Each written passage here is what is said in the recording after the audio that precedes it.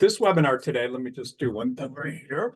Second, is, in my opinion, one of the most important topics you could ever be exposed to. And I say that because everything in life and your career and how you succeed and how you do the best you possibly can is based on filters and how you kind of view the world. And someone that a woman that might have been abused by her last two boyfriends will maybe view the next person she meets through a filter where she's afraid of that as well.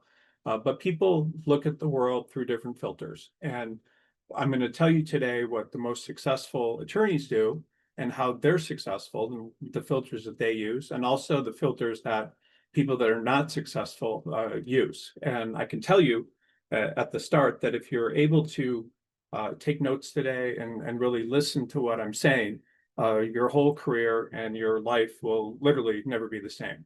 Because so many attorneys, probably more than half, are unhappy practicing law. They feel like they're not succeeding at the level they should be. They're jealous and envious of people that they think are doing better than them. They're unhappy in environments where they're working too hard and their work's not appreciated. They're around people that they're not happy with, and they don't like the people they're working with. They're just not reaching their full potential in the way that they should.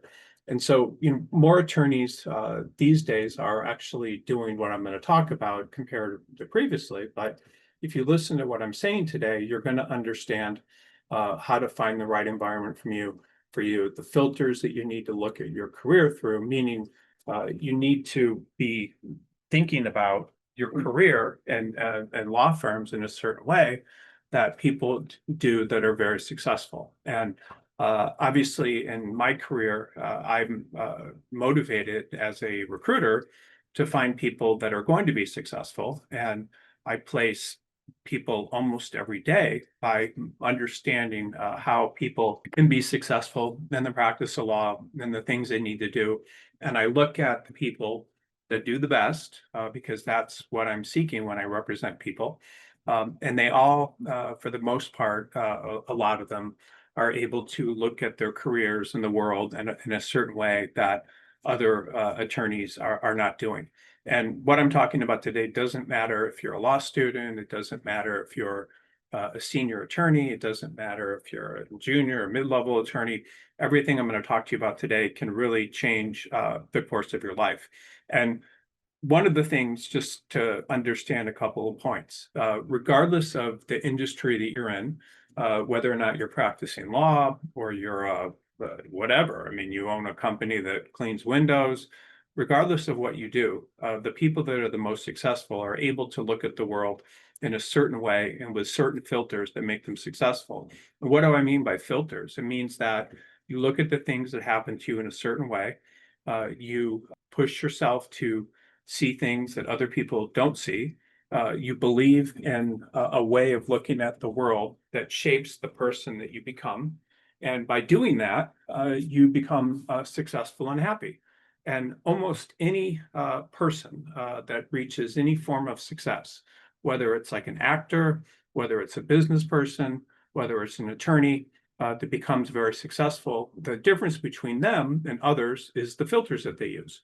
And honestly, these filters are incredibly important. People read self-improvement books, like, whatever books, and that changes how they look at the world. People become involved in religious groups, and that may change the way they look at the world in a positive or negative way. People have significant others, and that may change the way they look at the world. And another thing too is that people go to very good schools. So they may go to Harvard for college, or they may go to, whatever, University of Michigan for law school. And the people that you're around shape the sort of filters that you use. And just to make a very quick point before I get in this presentation, when people try to go to the best schools in the country, all they're doing is they're going to be learning the same things that people learn in other schools. So if you go to the worst ranked law school in the country, you're going to learn the same things as someone that went to the best law school. But the difference is the people that you're surrounded with and how they look at the world and what's important to them. And that's what good schools do. They don't really do anything else but that. They put very talented people together. Those very talented people have a way of looking at the world and their what they want to achieve in their life. And because they're around those people, they become a lot of them very successful, where other people wouldn't necessarily do that. Now, that's not to say that happens everywhere, but that's typically what happens. And if you find any person that's a success in any career, they have developed filters and ways of looking at the world in their careers that other people that don't have those filters don't. So that's what I'm going to talk about today. This is an incredibly important presentation because it can change like who you become as a person. It can make you successful in the practice of law when other people aren't. And just to be very clear, and I bring this up almost in every presentation, if you graduate from law school at the age of 25, you have a runway where if you want to work in a law firm, you can do so for the next 60 years. But so many people come out of law school or have experiences in the first 3 or 4 years or even 10 years that shape them and give them bad filters. And so instead of having a career that's 60 years, it's only 10 or it's only 5 or it's only 3. So I'm going to teach you how to get around that today. I'm going to teach you how to be happy practicing law. I'm going to tell you what you need to do. And it doesn't matter, by the way, if you're unhappy right now. It doesn't matter if you're ready to give up. It doesn't matter if you failed and had bad experiences. It doesn't matter if you're unemployed and can't get a job. All the stuff I'm going to teach you today is going to help you rise from that and become very, very successful. So I used to play football, and believe it or not, and on a football team, everybody has a certain role. So you have linemen who block, you have quarterbacks who throw, you have kickers who kick the ball. And it's typically those people, that's all they do. And each of those positions requires a certain type of skills, training, and physical attributes. And a quarterback, they're typically fast and pretty much slim and all these different things. They couldn't play defensive tackle, which is blocking when people are trying to attack the quarterback. They can't do that. They're too small. They would get run over and crushed. And you know, and if they a tackle tried to play quarterback, which tackles are large, they could be like 350 pounds. They would get killed because they're too slow. They couldn't run the ball. They probably don't know how to you know, how to throw the ball.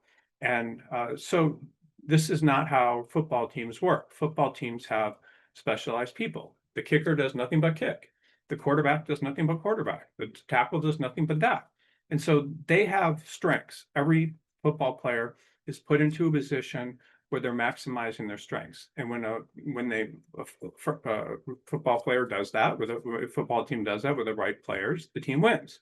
So I want to just be, you know, tell you right now that I believe, and I've seen in my entire career with people that I've dealt with and people that I know, regardless of who the person is, everybody has some unique skills. And I'm going to talk about what your unique skills may be today, but you definitely have unique skills. Everybody does. There's something that God gives everybody that gives them unique skills. It's in something. It doesn't, you know, you don't know if you know, you may know what it is, but if you think about your life and you write down the things you've done, those are skills, and you have a certain type. You've had certain type of experiences that give you skills. You have a certain type of personality that gives you skills. And so, you know, if you choose to go to college and then you get into law school and you approach, you know, you're growing, then you know you've done something, and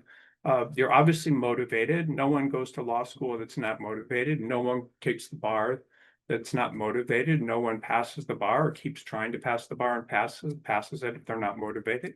And so, you know, there's something that you have, and I don't know what it is, but I can tell you that I meet people and I love to ask questions, and there's always someone that has some sort of unique skills. If you listen to talk radio, like if you're listening to Howard Stern or whatever, he interviews people and they always have some unique skills. Everybody does. And so you have something that can put you in a position where you will do well. I mean, I guarantee it. Anybody that I talk to, if I talk to a BCG candidate, if I'm consulting and giving coaching to people, I always find some sort of unique skill. Everybody has it. I mean, I say that with 100% confidence because you have something in you, and you might have more than one unique skill, but you have something within you that makes you strong. And you're only going to be successful to the extent you identify that and you apply that to whatever you want to do. If you want to, but if you're practicing law, you need to find out how that skill sets you apart. And it comes from leaning into your strengths and not trying to be someone else that you're not. And there's a lot of different types of personalities in law firms. There's people that are considered called grinders that do nothing but work hard. That's their skill. There's people that supervise people in law firms and that sort of thing. Those are called minders. There's binders, which are people that go out and get business. But everybody has some sort of skill. They have skills in a practice area that they might be good at and not realize. They have skills they might be good writers. They might be good with people. But the only way you're going to ever be successful, and I just want to be very clear, is if you find out and you really think about, which I'm going to tell you how to do today, what your strengths are, maybe what your biggest strengths are and what your smaller strengths are. You should just create a notebook and write down, what are my biggest strengths? And when you find your biggest strengths, it's typically something that you enjoy. And when you enjoy something, you can do it forever. It's something that you get a lot out of, and you're better than people without that skill. So the key is to really identify what your skills are. And again, I'm going to talk about them in a few minutes.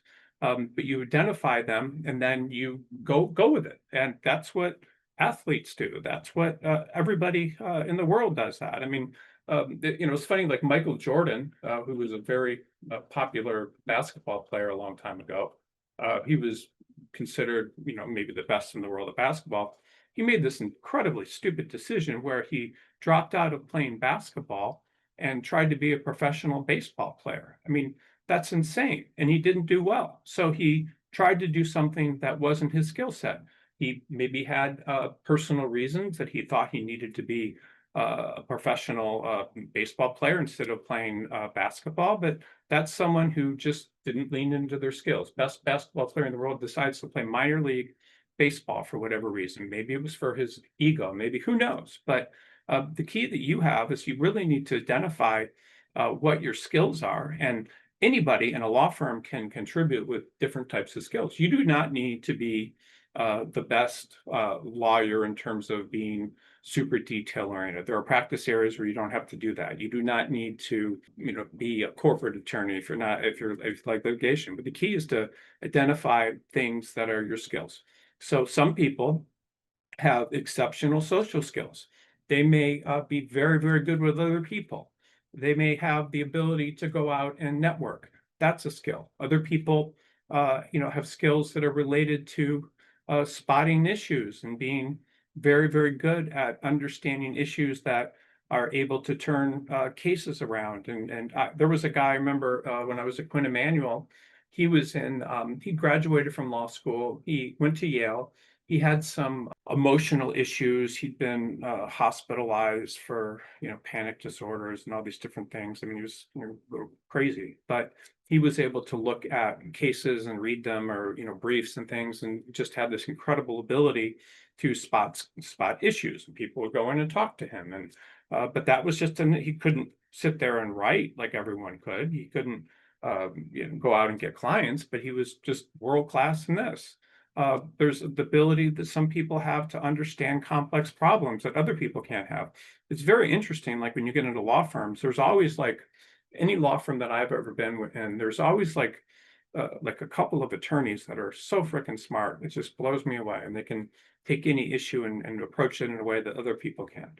Your skill may be having very high intelligence, and that has a use. Your skill may be your oral skills, like how well you talk and your ability to persuade people when you speak. Your skills may be maybe that you're not realizing right now, but your skills may be to generate business. I had that skill. I don't know how I did it, but I was very good at generating business. I had confidence and all sorts of things. And by the time I was a third-year attorney, I had like $500,000 in business, which is unusual.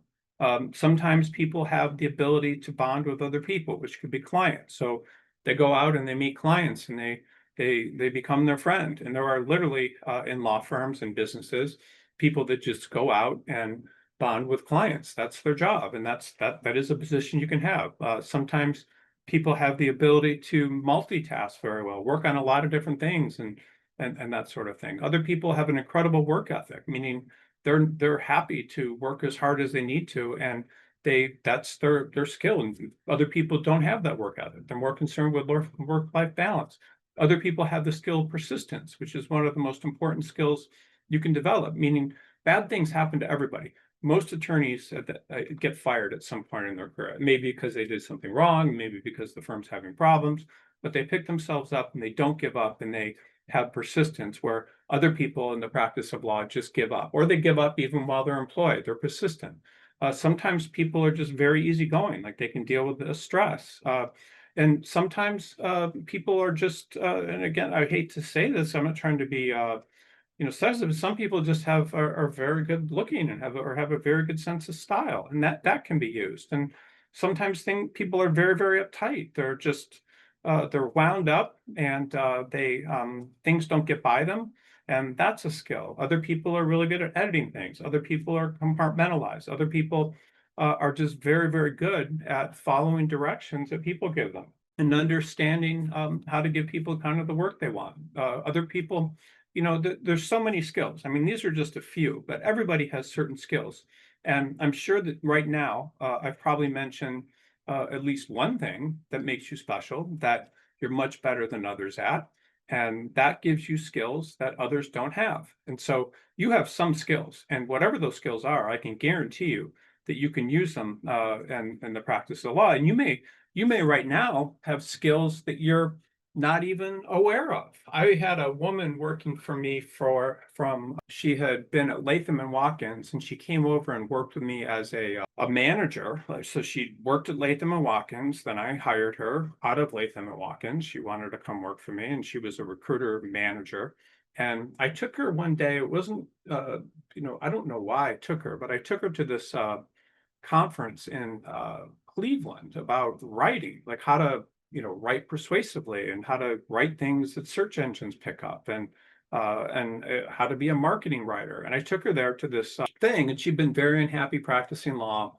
She was, she was sort of like being a manager. She liked being a manager, but she went to this thing, and she just like lit up. It just talked to her like in a way that it was the most important thing. Like and that's when she left the company and started doing that. I mean, she just found this skill all of a sudden. When I was in law school, I've told this story before, like I took all these tax classes and got like straight A's when, at University of Virginia, they might give in a class of 50 or 60 people, like 1A. And I just had a innate ability to do tax law.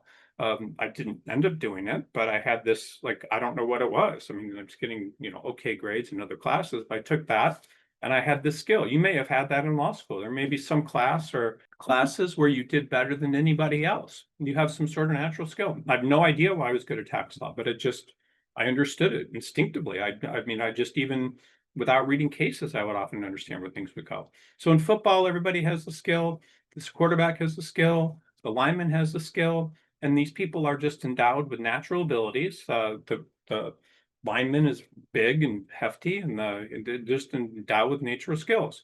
So, your nature and environment also gives you skills. So your skills are unique, and no one can take them away from you. And whatever that skill is, and whatever those couple of skills are, you need to realize that you need to figure out how to use those skills, and how to not put yourself in a situation where you're doing things that don't make the most of your skills. That's one of the biggest mistakes that people make in their careers, is they put themselves in positions in law firms doing things that aren't making the use of their skills. Now, you may not be able to develop your skills right away.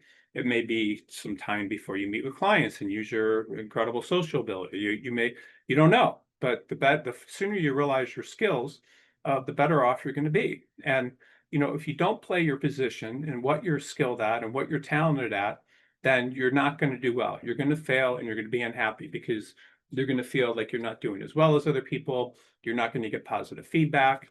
And, there's nothing wrong with trying new things, but you need to realize whatever skill you have. And again, everybody has certain skills. It may not be related to the practice of law, but you have certain skills and abilities that got you to where you are today. Probably persistence is one of them, and having goals to be something better. But you have other skills too. And if you believe you should try something different, the odds are that you're probably going to experience some setbacks, and your skills may not be awarded right away before you start to succeed. So attorneys always think that maybe they should do something else when they have a certain set of skills that have made them successful. I see attorneys all the time, like leaving the practice of law and thinking that they can start businesses and different sorts of things. And even when they've been practicing like 15, 20 years, and they almost always fail because they're doing something that has nothing to do with their skills. They just think they should be entrepreneurs. They're working for all these wealthy business owners and they want to be entrepreneurs, but they don't have the skill to envision something bigger than what it is, to give the market something that the market's not getting. I mean, all these things that entrepreneurs do, they don't have. So just because you're unhappy practicing law right now, I'm going to tell you how to be happy, or your role in your law firm, it doesn't mean you should be doing something different. There's probably a way, almost always, for you to be happy practicing law if you are able to get into an environment that matches your skills and doing the kind of work that matches your skills. And you know, there are people, by the way, that shouldn't be attorneys. I'm going to talk to you about that. So you may not be someone that should be an attorney. And if that's the case, then that's great. You realize that and you go to the thing making use of your skills. But, there's different types of attorneys. Like you might be right now in a practice setting that doesn't work for you. The practice setting could be a huge law firm where you're billing 2,800 hours a year. It could be the type of firm you're in where the culture and the people just don't like you, even though if you got into a different culture, people would love you. So, there's firms, there's different types of work. You could be not enjoying doing corporate law and be really well suited to being a personal injury attorney, which we'll talk about again in a moment, things like that, or a family law attorney. A lot of attorneys do that. I know several attorneys that I practiced with at Quinn Emanuel that went out and opened, and these are people that went to like Stanford Law School and were the top of their class and everything. And they went out and they became family law attorneys, like after 10 years, and then became, multimillionaires running these family law practices. Nothing to do with being a commercial litigator. No, another guy was actually talking about him with a partner that I went up for dinner from Quinn Emanuel last night. And he was working with a guy, and this guy was working at Quinn and didn't make partner there. And his heart really wasn't in it. That's why he didn't make partner. And he left and he started this practice suing healthcare insurance companies for bad billing practices. And now the guy's, worth $50 million or whatever from all these settlements and things and lawsuits he filed. And never would have happened had he not done something that appealed to him and found this kind of market niche. Never would have happened. No one works at Quinn. I mean, you work 20 years or 25 years to get $50 million, and probably not even then.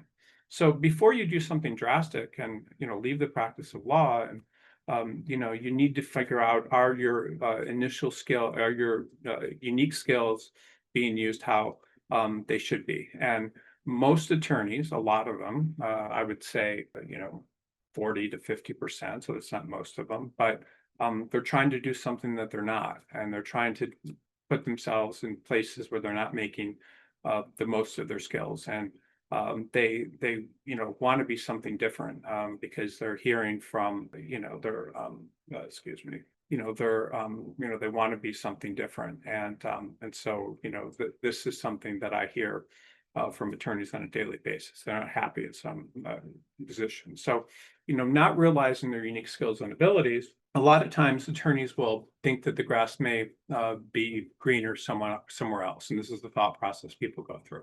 So they'll think they need to work in a larger, smaller firm, or just a different firm. They may think that they need to work in a different city or country. And these are actually can be very good ideas. They may think that they need to go in-house or work for the government in public interest or some other practice setting. They may think that they need to switch practice areas and they don't like their current practice area. They may think that just because they've had a couple bad experiences or haven't enjoyed the practice area they're in or the practice setting, that instead of making use of this law degree and this career that they could have for 60 plus years until they're in their mid 80s, they think they need to pursue some sort of career altogether. Sometimes people will think that the only way to be successful is for them to start their own solo law practice, even though they may not have the skills or motivation or know what they're going to do or what the drawbacks are. They may sometimes think they need to go back to school. I've seen attorneys quit the practice of law. I knew one guy who went to University of Chicago Law School, did very well, worked for 10 years in a law firm in Washington, D.C., lost his job because he got too senior. And then he thought, hey, I need to go to medical school. So he spent a year studying for the MCATs and taking the classes he needed to apply to medical school. Then he applied to medical schools and he didn't get into a single one of them. And the reason that they told him was because, you wouldn't have stuck with the practice of law that long if you liked it. You don't know what you're going to do. You probably will drop out of this too. And it's literally what happened. I mean, there's a lot of reasons for that I'm not going to get into, but this is what happened. So I'm going to explore each of these career decisions with you later in this webinar, but I want to give you some context about what these decisions make, because again, you think about leaving cities, you think about working in smaller or larger law firms, you're thinking about all these different things, or starting your own solo practice, or going in-house, or working for the government. So I'm going to talk to you about whether or not these sort of decisions make sense for you. So the first thing is this is the most important thing you can ever understand, and in terms of one of the most important things you can ever understand about your career. Your work environment, the environment, the people that you're working in, is going to either make you self-confident and happy and enjoy your career or not. Just literally an environment, like the people that you're working with. And sometimes you may have to interview with 20 firms to find that place. And it's just how it works. Like you'll have to go into a lot of different environments and see the people that you're comfortable with. And how does that work? So most attorneys, it's kind of sad. Almost all of them will get one offer. Sometimes they'll get two or three, but most of them will get like one offer. And they will go into that firm despite the fact that the kind of people that are there just doesn't match the kind of person that you are. When I was interviewing, I remember I was a federal law clerk. I lost my job, or quit, but I was going to lose it. I sent all these resumes, like hundreds of them, with letters to firms in Los Angeles without the bar or anything. And I got all these interviews. There was a lot of firms that I talked to, and I got in there and I was just very uncomfortable with the people. Like I knew I wouldn't do well. They were just not like me. They were just completely different than the kind of person I was. I knew if I went into that atmosphere with those people, I wouldn't do well. And I went into, I remember interviewing with Quinn Emanuel, and I couldn't believe it. Like I went in there and there's one guy from Harvard Law School was like chewing tobacco in the office and spitting into a cup. Other people were, it was just, I felt very comfortable. I knew I would do well there, but I interviewed with other firms and it was the exact opposite. Like I just wasn't comfortable with the people. Wasn't comfortable with associates. I wasn't comfortable with the partners. And I knew instinctively if I went in there, I wouldn't do well because the people weren't like me. So are you finding environments that match what you want? And most people do not apply to enough jobs. They will apply to some jobs on job sites, Indeed or whatever, and they won't do these massive searches. And my advice to everybody is if you're looking for a job, I mean, you should be applying to every possible place you can, not just places that have openings, but send your resume to a bunch of people, because you may suddenly find, without even thinking about it, an environment of people that match exactly the kind of person that you are. And you will if you apply to enough places. I mean, some people may want to work in a firm with where there's a lot of people of their race or their religion, or people that were athletes or people that are not athletes, people that are bookish, I mean, whatever. But I want to talk a little bit about, your confidence, because you need to have confidence to be a good attorney. Clients need confidence. Clients don't want to go someplace and talk to attorneys that aren't confident. So if you go into an environment where it makes you feel good about yourself, you're going to have confidence in what you're doing. And it doesn't need to be the biggest firms. It doesn't need to be necessarily a small firm. I mean, there are attorneys that are solo practitioners that make millions of dollars a year, and you could work for them and get all this confidence about how they do it. Or you could work in, it doesn't even matter, by the way, what practice area you're in. There are over 350 practice areas if you go to the BCG site, 350. So you have all these different practice areas and environments and things you can do, and it's going to affect how happy you are. And your environment is going to make you either feel good about yourself or neutral or not good about yourself. And so a lot of people believe that they should be quitting the practice of law or doing something different because they haven't found the right sort of environment, and they're not in the right sort of environment.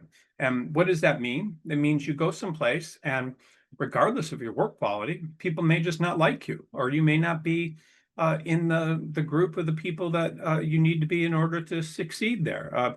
The culture is not right. The people, you just don't click with them. And this is what people do all the time. And then they take the next job that they get, and it's the same thing. So they think, oh, I'm a bad attorney. And if you're in the right environment, by the way, people will protect you. They will overlook mistakes. They will be, they will empathize if you have problems. They will make things work. They will advance you because they like you, as opposed to people that they don't. And if you're in the wrong environment, you may get very negative feedback. I was in the wrong environment when I was clerking, was basically made to feel like I was incompetent because I made some typos. And, it's just, so the environment, and the people, that you're practicing law may make you think that you're very good at your job or not very good. And you want to be someplace where you're getting positive feedback. And I talked a little bit about this clerkship, which is a very good learning experience. And attorneys came, to the court from mainly Bay City and Midland and Saginaw, and it's just this kind of extremely like depressed market. I mean, Midland's not, but it used to be a lumber town and auto manufacturers, and the auto manufacturers closed the factories. Very depressed. But most of the attorneys came from the area around the courthouse, which is an hour and a half from Detroit, and sometimes they came from Detroit. But there were also a lot of younger attorneys that came to the court, and they graduated from law school maybe within the past 5 to 10 years, or even less than that, 1 to 10 years. They a lot of them went to good law schools like Michigan, and or even local law schools in Detroit like Wayne State and whatever. But they usually came with older attorneys, and the local attorneys were not really that kind of competitive people. The local attorneys would not drive expensive Mercedes and things. They would just drive these kind of okay American cars. They didn't dress particularly well. They just wore kind of off the rack suits and things. These weren't kind of the people that took expensive vacations. These aren't the type of people that spent their weekends in the Hamptons, and they didn't live in multi-million-dollar homes. Their kids went to public schools. I mean, they were comfortable, non-competitive, and they were people that, for the most part, had joined these local firms and had been there their entire careers, and they were pretty easygoing. They were happy. They left the office at normal hours. They spent time with their children. They had, most of them, I'm assuming, good relationships with their wives and things. And I got in there, and I couldn't believe what I was seeing, because it was just completely different. When I was a summer associate in a big New York law firm, even the summer associates were buying these Hermes ties, which now are probably like $300 or $400. I don't know. They were talking about where these partners were spending their weekends. Everybody was, very competitive with each other, and talked about how they were students of these top law schools. And and just, how this firm might not be as good as the other ones they could get.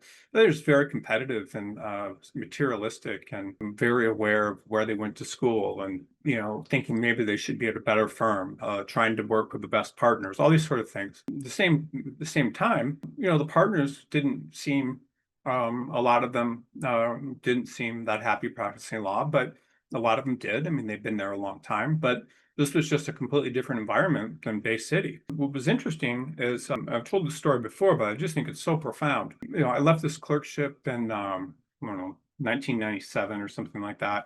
And then maybe 5 years ago, or, whatever, 7 years ago, I looked up all these people that were associates, and there was like a local young attorneys group and stuff. And at the time, everybody that I went to law school with, not all of them, but a lot of them, the people that I practiced law with early in my career had dropped out of the practice of law, and they weren't, they were in-house maybe, or, they're still, I guess they're still practicing, but the people that I noticed, from 20 years ago, and also I started concluding the people that I was working in, smaller markets and so forth. I mean, if you go to work in Nebraska or, Quincy, Illinois, or Rochester, New York, I mean, these people had a lot of career stability and were still practicing law in law firms. And so I wondered, why do people stay with the practice of law in smaller markets? And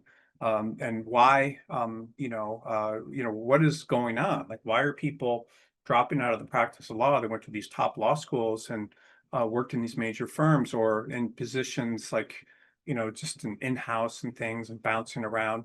But it was very interesting. The people that I worked with when I was young, 20 plus years later, the people that I knew from this market were all still with the same firms, and they were partners, and they were representing local companies and things. And I couldn't believe it, because the people that I knew from law bounced around or weren't practicing law. The candidates that I see that go to the top law schools and work in the biggest firms, were often the whole goal is to go in house. And but then I noticed, in the smaller markets, people were sticking with it. They were getting positive feedback. They weren't dropping out. And the people that were in the biggest firms and things were the ones that were having the problems, or in even the biggest cities. And so it was interesting, because what I see, and this will make you maybe feel good about yourself, but the people that start in the biggest firms, and the people that work there, the people that went to the best law schools and did the best, are often the ones that are making the worst career mistakes, and they're making bad decisions. Whereas the people that are in these smaller markets and smaller firms and things aren't making these career decisions, bad career decisions. They're continuing to practice law. It was very interesting. So I was able to have this report, which will be on BCG pretty soon. And I had several people work on it. And it was a national type of survey that we did of different people of different firms and things in BCG. And then we got public data from the Bureau of Labor Statistics and all this stuff, and found out that the attorneys that start out in middle market firms, like mid-sized firms, and the ones that start out in large major law firms, the attorneys that, excuse me, I'm not going to take that, but the attorneys that started out in the small to mid-sized firms, the lifetime earnings of those attorneys were often, it's actually more, meaning the amount of money that they've made after 30 years of practice, the people that didn't often go to the best law schools, but stuck inside of law firms, made more money than the people that would presumably be the most successful. If you look at like 20, 30 years later, because they may make $120,000 in a small market instead of 250 or whatever, but they just continue with it. And over time, because there's not all these career breaks and disillusionment and stuff, they end up actually making more money. Incredibly profound. And I'm excited because this report has all these graphs and figures and percentages. I'm really excited to look at that. So these attorneys that started out in Bay City were all at the same firms, like just absolutely insane. And there might have been a couple that weren't there anymore, but this is the same thing. And I get resumes. People submit their resume to BCG all day long, and I see resumes of people that were, mid-level associates when I was a summer associate, or senior associates when I was a summer associate, or people that I practiced law with, first through 10 years. And these people have all had, for the most part, the people that didn't become partners, multiple jobs, all these moves, blocks of unemployment, all these sorts of things, and are trying to get jobs and no longer practicing law. And I just found it amazing, like just absolutely incredible. Like, how could these people that were so successful and so driven, like, how could they not be practicing law anymore when these people that weren't as accomplished on paper, probably not as smart, in smaller markets, are still going? And so every day, I see all these resumes, and these are people that I worked with, and they might have 7 or more moves on their resume and all sorts of issues. I see the same thing with partners, like partners that I worked with that might have been in, whatever practice areas. Like, for example, Quinn used to do employment defense, Quinn Emanuel. That's how the firm started. And then as the firm grew and it did more serious commercial litigation, the people could no longer hold on to their clients because the billing rates were higher. So they ended up leaving, and then became like solo practitioners and all this sort of stuff, and all these moves and things. And so would have that happened if they were at a firm that did all employment and thought they were great? I mean, probably not. And so I speak with these people, and they talk to the people that were, maybe I worked with. They'll find all these reasons to tell me why their firm's impressive and why they did this big with the clients. And a lot of them are still competitive, and they want to look better than other people. And they feel that if they, they need to tell me why they're still important. And or they may just be defeated, and they will tell me why they think that they're still important. And I had one of the most amazing things happen. I was working with a woman that was in New York City, and she was practicing law at a major law firm. Like, I don't know what it was, but it was, Debevoise or something, like a very good, major, like very competitive law firm. And she'd gone to, maybe Columbia Law School or something, and done very well. And her husband, I think, was a doctor, and they were moving to Rochester, New York, or something like that. So I helped her get jobs in Rochester, and I was very happy for her. I was impressed with myself that I was able to get her into these firms and get her a job and prepare for interviews and everything. And then so I talked to her, and she was like moving to Rochester with her husband. It was in the car, and they were driving to Rochester, and I asked her, like, what are you going to do? And she said, this is just embarrassing. Like, I can't go to work at one of these firms. Like, what are people that I've worked with going to think of me? And I was like, Jesus. I mean, these is like, she got jobs at the best firms in Rochester, and harder Seacrest on these places. But she was literally so concerned about how she looked to others and how it would look not going to like a major law firm, even though she was moving, that she's like, I'm just not going to do this anymore. I'm going to stay at home. And I mean, it's absolutely insane.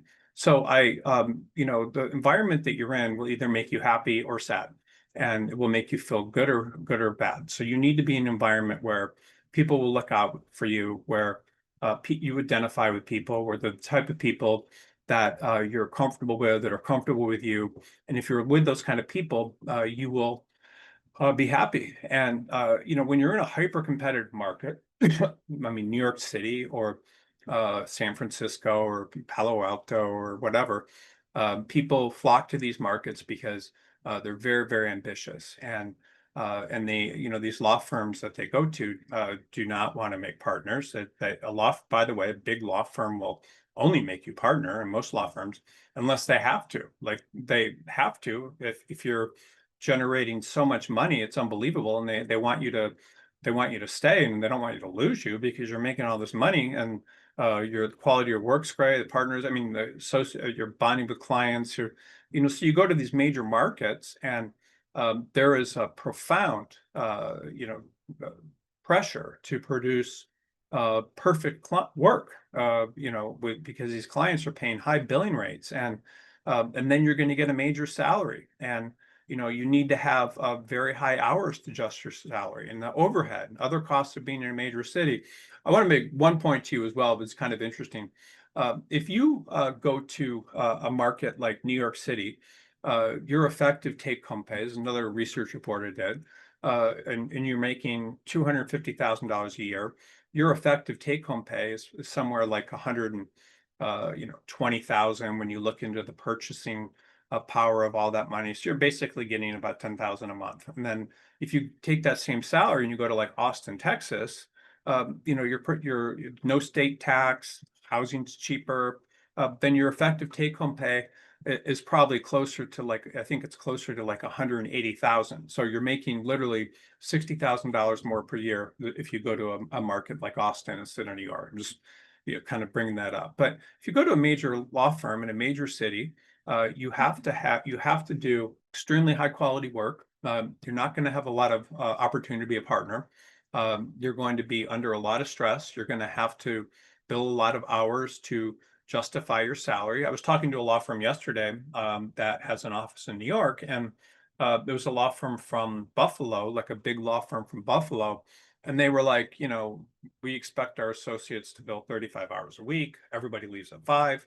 And this is their office in New York City. And that's a place where someone can actually, not be part of that, a mid-sized firm. And but attorneys in these major markets are extremely competitive. It's very, very difficult. You have to do very, very high quality work. Most of the companies and things you're working for, when you turn in work, it goes to a general counsel that will be very, very critical of it if there's problems. And attorneys in those markets become, because there's no opportunity, because they're working so hard, because the quality of work they need to produce is just incredibly taxing, will often think that they're unsuccessful and incompetent. And then if you're around other very competitive people, these competitive people are going to want you to fail. So there's more opportunities for them. So they will undermine you. They will, rumors and things will circulate about you. If you do things wrong, they need people to fail around them. So these sort of some environments, there's different environments that may be good for you, and other environments that may not be. And what type of environment makes you happy? And again, it's the people that you're around. If those people are people that you're comfortable with, if you feel like those people will support you, all these sorts of things. And but you could be in an environment that's the exact opposite. If you're in an environment with the right people, you're going to be happy. It's just as simple as that. I'm single. I go out on dates, and sometimes, I mean, it's not an environment. It's the type of people. I will meet people where we will just completely hit it off. Just rock star, level connection and all this stuff. And I will meet people that where we meet and we just like don't like each other. Maybe been texting things, but we're just like this is not someone that I'm comfortable with, and I'll drive away from these dates and I'll just feel horrible. And so, that's the difference. Like, you can be around people that you connect with and others that you don't. So when I was younger, I was very, very good at soccer. I would I'd play locally, and just very good. I would, make 5 goals and things during these games, and it became very natural to me from the time I was like, probably 8 years old. People in my neighborhood thought I was amazing, and were thought very highly of me, and the coaches thought very highly of me, and I felt very good about myself, and my team members felt very high of me because I was scoring all these goals. I'd score a goal like it was just incredible. But there's something that I had when I was young, and it was very good for my self-esteem. I was very happy. I look forward to going to practice. I loved the game. And so I was so good at soccer that my father, was very competitive. He went to Michigan Law School and Harvard for college, and he decided that I was with these people that I shouldn't be with, and I needed to be on one of these like top block, teams in Michigan, where there were maybe 10 of them all over the state with the absolute best players. And so I was able to get into one of these clubs, and these were just the best players from hundreds, if not thousands, of other teams and local teams and whatever it was. And And then we would go to these like, these national camps for like the top players in the country where I'd spend, 4 or 5 weeks in the summer. And it's just, but pretty soon, because of all this, I was playing soccer almost every day of the week. I was playing, soccer with kids that were very, very competitive, where they would, if they didn't do something right, they would like slam their fist on their head and stuff. And the adults were incredibly, serious about it and were screaming on the sidelines and everything. The coaches were very serious. And this was not fun for me. It was just a complete drain of my self-esteem because I got there and I wasn't as talented as a lot of these kids. So instead of being like, like a forward, they made me a midfielder. I wasn't the best player. I wasn't getting positive feedback. It became exhausting because I was spending all my time doing this. I was being driven all over Michigan to compete, which is a big state, to play and compete with these kids. And, in the practice of games, even the practices were extremely stressful. Like there would be, 4 hour practices, where before it was like 2 hours. And the parents sometimes would come to the practices to watch. It was very stressful. And it was very competitive. That the team would cut people. So instead of just playing in this fun kind of team, they were always cutting people and then bringing in new people. And it was, this is not fun when you're like 10 to 13. And by the time I was 13, I just no longer liked it. I just, sabotaged myself. I didn't like the people that I was playing with. It wasn't fun. They were all competitive with each other for positions. I no longer had enthusiasm. I would make up reasons to miss practice. When I played games, I wasn't like enthusiastic and running hard and things. My heart wasn't in it. I was unhappy that I was a midfielder and not a forward, not scoring all these goals. And, pretty soon I got cut from this team. I went to another team that was a top team, but, not as good as the team I was at. And I didn't do well either there. And my father, was extremely disappointed in me. He literally was, just loved it that his son had been this great soccer player. And he got satisfaction in me seeing him being such an excellent player at a young age. But I would drive home from these games where I didn't do well, and he would be depressed about it and upset that I hadn't done well. And so I had just a complete lack of enthusiasm for this game. When I got into high school, I dropped out of playing soccer for a couple of years. I just found reasons I didn't want to do it, and father was disappointed in me. I had low self-esteem because I had failed, so I played soccer in high school. When I was young, I was extremely good. I probably would have been the best player on my high school team, but I barely made the team as a freshman, and then I hardly was played. And I decided when I was playing, oh, I should be a goalie maybe now. And so I asked the coach to make me a goalie, and and I did goalie related stuff and, tried to be a goalie instead of just this like person scoring all these goals. And so after my freshman year, I just wasn't, I had no enthusiasm for the game anymore. And I quit. And instead of playing all through high school, and I just felt that, I just didn't have the drive anymore. And I was burned out. I didn't like the competition. I didn't like being criticized. I didn't like upsetting my father. I didn't like not getting positive feedback. So, I was just around these people that were incredibly competitive when I was in these big teams. They were, making me feel badly about myself. I wasn't being built up. People were competing to stay in the team. And this was not something that I wanted. It was not good for me. And whereas before, I was just very happy and felt good about myself. And I was getting better and better at soccer. And before I got in these really good teams. And so I was overworked in practices. I didn't look forward to going to a 4 hour practice and dribbling around cones and then, kicking the ball hundreds of times and running laps and things. And had I been playing locally, I would have been probably an incredible high school player. I might have even been able to play in college because would just keep getting better and better around the people, and I would feel good about myself, and everybody, would have given me positive feedback, and I would have been an athlete instead of something else. And so, after dropping out of soccer, I decided I should no longer play soccer, even though I had a natural skill at it. And I decided to play lacrosse competitively, and then I decided to try to play hockey, and then I decided to play tennis. And And I wasn't good at those sports. I didn't have a natural inclination to them. I've been burned out. I was didn't do well, and had I never played these sports before. It was a completely different path. I wasn't someone that had ever been learned about it when I was young, and soccer was something that I understood and was good at. But just because I was in the wrong environment, and I something that had once been fun became just the absolute opposite, and I was crushed, even though I was good at soccer. So I didn't have any confidence. I felt badly about myself. I felt like I failed, and sports just started representing something bad for me, and I didn't see it in the same light because of what happened. And so I didn't do well. And so this is no different. I just want to be very clear with you. This is no different than the kind of environment you put yourself in. So if an attorney feels unsuccessful in the environment they're in, undervalued, put down, stressed, work too hard, and they feel unworthy, they're going to react the way that I did. Their self-esteem is going to take a hit.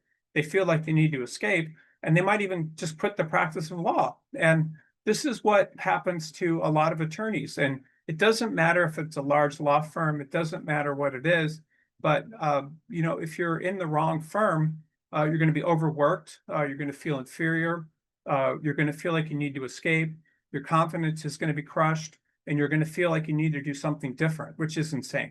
So again, if I had stayed practicing soccer with these local teams and things, I would have started to continually felt better good about myself. I would have continued to improve my game.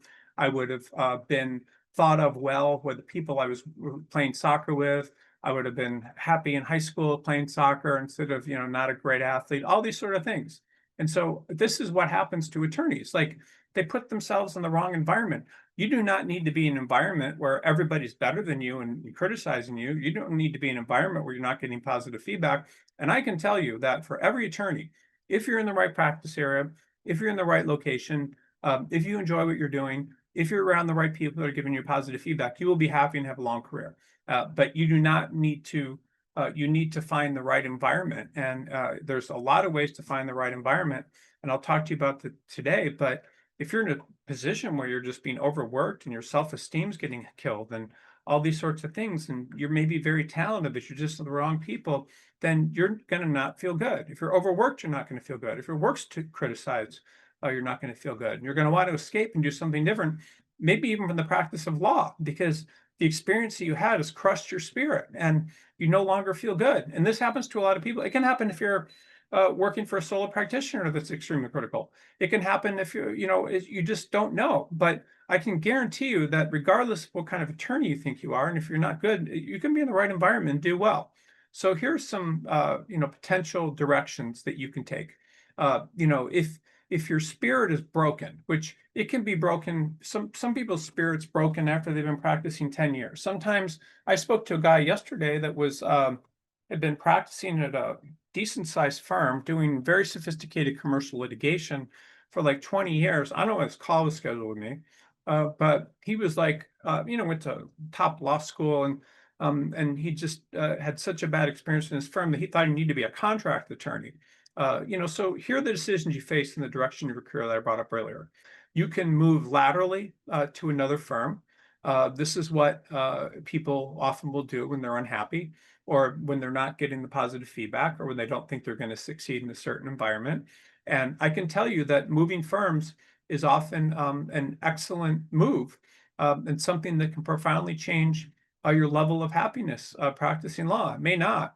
One thing that I'm seeing is I'm seeing a lot of attorneys at major firms where they might be making like $300,000 a year, moving to smaller firms where they may make $180,000 a year, maybe mid-level firms that are good in their practice area where they're not going to be worked like crazy and where they're going to have more potential to make partner and be rewarded for their work. And they're actually happier and they have better careers. A lot of people do this. I mean, they're doing it now. They didn't used to, but a lot of people are doing that now. And most attorneys that are unhappy, think that they need to switch law firms. And most of the time, what happens is they apply to law firms that are basically the same business model, whatever that is, working hard or what, whatever. They apply to firms that do the same thing. And when I say working hard, I mean like, 2,300, 2,500 hours a year. So instead of going to with no potential to be a partner or, or whatever, a practice area they're not happy in.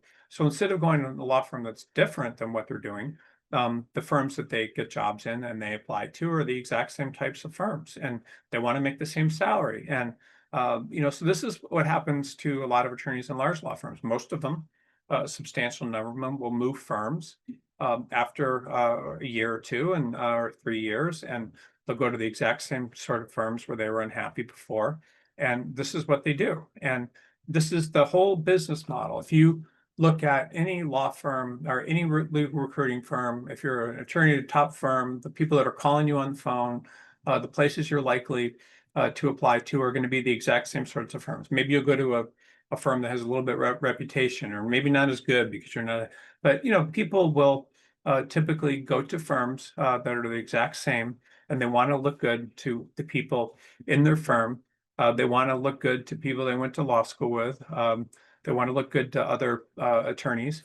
And attorneys, by the way, are incredibly conscious of the prestige levels of different firms, and they always want to be at the most prestigious ones. If I call a partner, like a good sized firm, they'll always want to work at a firm most of the time of the same caliber. Take someone that's always been at a mid-level firm and they suddenly have the opportunity to work at a major firm. They often will just be like, yes, I want to do that, because they're so concerned about prestige. Lawyers are concerned about where they went to law school. They're concerned about, where they've worked. They're concerned about how they look to other people. It's just this drive that they have for significance. And it's something that ends up hurting them, because this drive for significance puts them in situations where the need to feel significant is going to put them in situations that are going to make them feel badly about themselves. If you meet people and that person talks to you and asks you questions and reflects back to you how special you are and things, you're going to like that person. I mean, that's a whole way of being significant, by the way, is you become significant based on how often you are able to connect with people and they're going to help you. It's interesting that my father, I remember when he was at Harvard, took classes with Henry Kissinger, who became Secretary of State and everything. And he's someone that was very, very good at connecting with people and reflecting back to them that they were great people, and was able to rise to these great heights just by that. And that's how he became significant. But I'm just telling you that, you put yourself in situations where you're not getting positive feedback from people. And that's no different than me, what I did with the soccer. And in certain environments, you may feel that are beneath you. So you'll try to stick with the best environments. But going into an environment where you're a big fish in a small pond, or where you have very special legal abilities that are going to make you, that you've gotten a big firm or whatever, are going to make you much happier. And a lot of attorneys will value money over their happiness. They will think that if they go to, that they want to go to a large law firm where they're making the best salaries. And if a law firm, just so you understand this, it's pretty, it's a pretty simple idea, but it's important to understand, is if you go to a law firm, where you're trying to make the most money, it's not like this for all attorneys, but if you go to a law firm where you're concerned about making the most money, really what you're doing, and it's kind of interesting, is you're front loading your compensation, meaning you're just trying to get as much as you can earlier in your career, but then you're sacrificing, often, not always, but you're sacrificing, a happiness and the long-term earning potential that I told you about earlier. So the higher the salary, most of the time, the more work you're going to be given, and the more insecurity you're going to have in the job. And so people make this mistake, and they try to join firms based on the highest salary, not where they're happy, and that will make them unhappy. So if the attorney's unhappy and consider giving up, the last thing they should do is move to a similar firm if they're unhappy. And they shouldn't care what people think. They should move to a firm where they're around people that will make them feel supported and they will bond with. So a salary, doesn't mean that it's a bad place to work. There are certain firms, like I knew a woman, like there's a firm, Patterson Belknap in New York, that has a very good reputation for being a great life balance firm and doing sophisticated work. And I knew a woman that moved there from, I don't know, Skadden or something, and was extremely happy. And but she found an environment where she was happy. There's certain environments that are very good for diverse attorneys, and like O'Melveny Myers, and there's all these great firms out there. And but the culture and environment is going to be whether it's going to determine if you're happy, because you could be comfortable and valued in a different environment and have a lot of positive feedback, than being in the wrong environment. So it's always about the environment. It's about the people you're working with. It's often the law firm's business model. And if the people you're working with don't make you feel good about yourself or valued, the odds are you're going to be unhappy. Or if you're around people that are putting you down, and you just don't feel comfortable with them. This is what happens in large law firms, or even in middle market law firms that are very competitive. A lot of times, it's harder being a partner than it is an associate, because the partners are incredibly competitive with each other and trying to push each other down. It just depends on the environment. And you want to feel like being a social environment where you feel safe, and where you feel like you're making a contribution, and where you think others are around you. And this kind of this is not what people should seek. And moving to a small firm may not solve your issues. Moving to a similar firm may be a good choice if the environment's right around for you. But you really want to be around people in an environment where you feel valued and where you feel good about yourself. And you can find this in large law firms. I mean, there are large law firms where people just go in there and they click. I go into law firms all the time, large law firms and small law firms, and I meet with the attorneys there. And I will literally walk in to a firm. I'll sit down in the waiting room, and I will literally I don't know if people give off vibes or a firm gives off vibes, but I will immediately feel comfortable, or I will immediately feel the exact opposite. It's just people pick up these things, and I don't know what it is, but I'm sure you've met people before that you've just completely clicked with, and you become friends, you become best friends, or significant others, or whatever. Some things will click to you. So, before moving on, it's important to understand too that a small law firm is often not the best choice. People will think, oh, you need to move to a small law firm, but the way it works is law firms are businesses, and small law firms are businesses, and so all law firms want to have work. The more work, the better, because they make more money. And so some law firms will not expect incredible hours and things, but most law firms, if they get work, they will expect their attorneys to work hard. There's no other option. I was talking to a woman, I don't know, about 2 or 3 months ago. She may actually be on the call, but she was talking about she'd been at a big firm and went and did a clerkship because she wanted to get better writing experience or something. But she was talking about a friend of hers that went to Yale Law School, and he did this thing where he thought, okay, I don't like this work-life balance, and so he moved to a smaller law firm, took a huge salary cut, and found himself working just as hard and was unhappy. So, I see attorneys, moving to smaller law firms and are unhappy, because the work is very good, long, or whatever. And, unless you're in certain practice areas, and there are practice areas where people don't have to work incredible hours, which you should think about. There's trust and estates, which is an amazing practice area. You can start that at a young age and do it your whole career. There's tax, and ERISA, patent prosecution, where you're going to need to, you need not going to have to, work long hours most of the time, and that's good. And so, before giving up the practice of law, you need to think about a different environment. You need to think about the culture that you're in. You need to think about the city you're in, and if you're unhappy, it's probably related to the environment you're in. It may not be practicing law itself. So a lot of people make these geographic moves. They think, they want to work in a different city, or even sometimes country, mostly city. And so if they don't like practicing law where they are, they'll often consider picking up and going to another part of the country. So they might be in Chicago and think, okay, I can work in Austin or Miami or something, and they'll think that they might be happier there. And this actually can be an extremely good decision.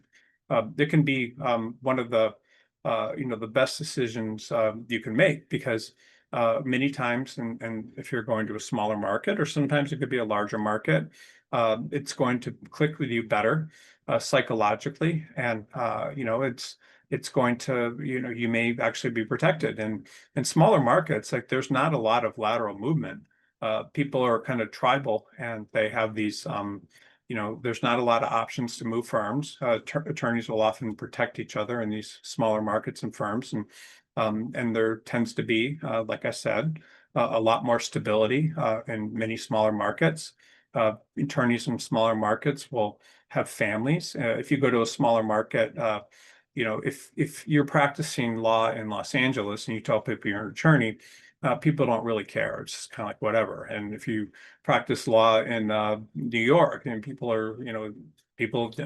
admire people that are in finance unless they're practicing law. And you practice law in a lot of smaller markets, and people are like, wow, this person's an attorney. It's a very big deal. They will think very highly of them. And then smaller markets, you can often raise your children better. You're not going to get burned out. You're going to have your own house. You're going to have a nice, car you want or whatever. You're going to have a nice lifestyle and not go crazy. So, people that I've seen many times that move to smaller markets are often much happier, and they end up practicing law their entire careers. But, a geographic location is not always something that's going to solve your problems. Attorneys that relocate will often relocate from one competitive market to another. So there's always a lot of movement to Silicon Valley because people want to work for tech companies, or sometimes someone from Houston may relocate to Atlanta, and but they're often gravitating towards the same sort of firms in these large markets. And the larger the market, by the way, that you go to, the higher the billing rate, the more salary you'll make. But it's much more difficult to stay employed and generate work as a partner. What does that mean, by the way, generating work? If you try to be in a major law firm, and that's your career choice, then generating work means bringing in major national corporations, or they're going to afford to pay huge billing rates. It's very difficult to do, especially for an associate or counsel or young partner. But if you go to a smaller firm where the billing rates are lower, it's much easier to attract clients. It may not be as large, but you can develop a book of business and have a lot of career stability. And in larger markets, many times in bigger firms, there's more people waiting to replace you, and it's very easy to replace you. There's a dearth. There's more attorneys than there are jobs in major markets, and it's very, very difficult. And if a law firm wants to replace you in a major market, they can do so quickly, regardless of your skill or specialty. When someone leaves a major law firm in New York, whether they're fired or they leave for whatever reason, the law firm will immediately post the job on their website, and hordes of recruiters, meaning 20 plus or 30 or 40, will call everybody in the city that matches, and the law firm will often replace the person very, very quickly. These openings don't stay often. So, law firms, always realize that you're replaceable. If they don't like you for whatever reason, they can replace you. If you're not doing the work they don't like, they can replace you. If you leave, they can replace you. They don't really care that much. And so, like when I played soccer at this major, these important teams, people were constantly being replaced and let go. And it's very hard for a young child. And it's constant pressure, in these bigger firms and things and different firms to bring in the best people, and you're fungible because there's always people that can replace you. I mean, if you try to work in, most, large firms or, very competitive firms, there's always people that can replace you. And this doesn't happen in smaller markets. There's fewer people to replace you. I talk to firms in smaller markets all the time, and they're like, we've had this job on Indeed and LinkedIn or LawCross or whatever for 6 months. We haven't got any applications. Can you help us? And I tried, but there's just not a lot of people to replace them. It's you work in a smaller market, and there's all these smaller markets that are Wyoming and different things. If I have an attorney in Wyoming and that person wants a job, and I send them to 20 firms, they might get 5 or 6 interviews because there's just not a lot of people in Wyoming to replace them. So you have a lot of career stability when you're at firms and markets where there's not a lot of people to replace you. Think about that. The firm has to keep you around because they can't find people on their own in that market to replace you. So they have to keep you because they have work to do. They're making money off you. And you'll stay, and they want you to stay. I mean, they're going to try often to be nice to you. So, when you try to do a geographic location, you have to find a market that's right for you.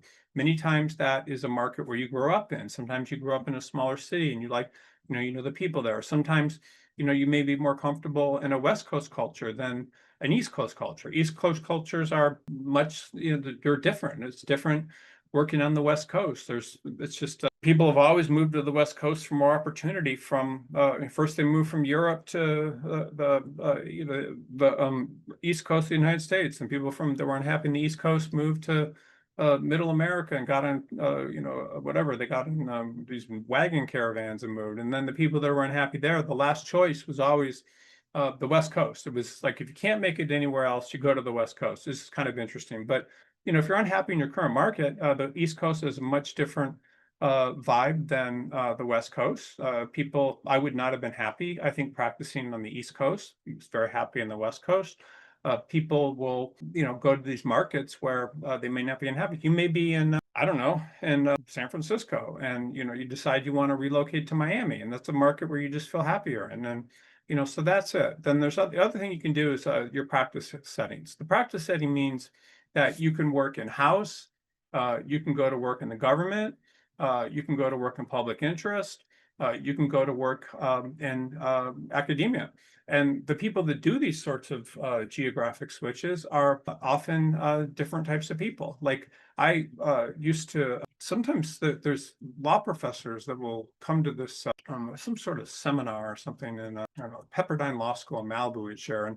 And for years, there was a couple partners that were coming there, and not partners, but academics. And I remember like very successful academics, and I would meet them and talk to them. And I had big firm training and stuff, and they would give me these ideas that were all theoretical. And I was just like, these people in a large law firm, like they would get eaten up like this, the way they think and stuff. So they should be in academia. Like there's certain attorneys that should be in academia. And but a lot of law firm attorneys will decide to do something different. So you have to understand the reasons you may do that. So people will often really want to go in-house. And large law firms, by the way, love it when you go in-house.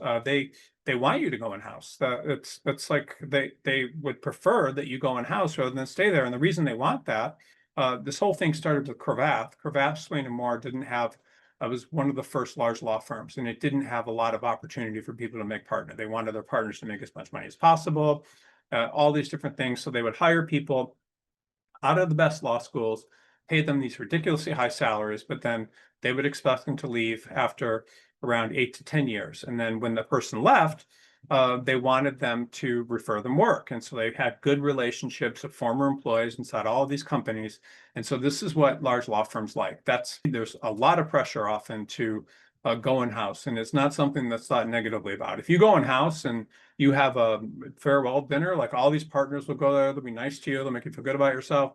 Whereas if you go to another law firm, it's just the opposite. So going in-house is romanticized. There's a whole culture that the law firms want to promote. Attorneys think it's great because they think there's going to be less stress, less work, and a better, a better lifestyle. But if you go in-house, what I see all the time is I see attorneys go in-house and they don't end up with any job security. Most of the time they're there for a couple of years and they leave. They lose their jobs. It's very, very common. And then they spend, often 1 or 2 years finding another in-house job. The reason they spend all this time is because it's very hard to get an in-house job when you're in a major law firm. But once you go in-house and you lose your job there, it's even more difficult. And when you're in-house, you're a cost center. If the law firm company decides they want to save money, you'll often be asked to leave when things slow down. Companies will bring in different CEOs. The CEO want to bring in their own legal team and get rid of you. Maybe a new general counsel comes in. Maybe the companies merge. All these sorts of things happen, and then people lose their jobs.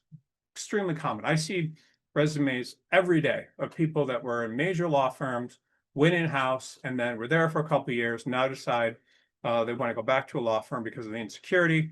But when they do that, law firms are not going to welcome them back because the person obviously is not motivated to work in a law firm anymore. So that's a very tough decision to make. Do you want no employment security?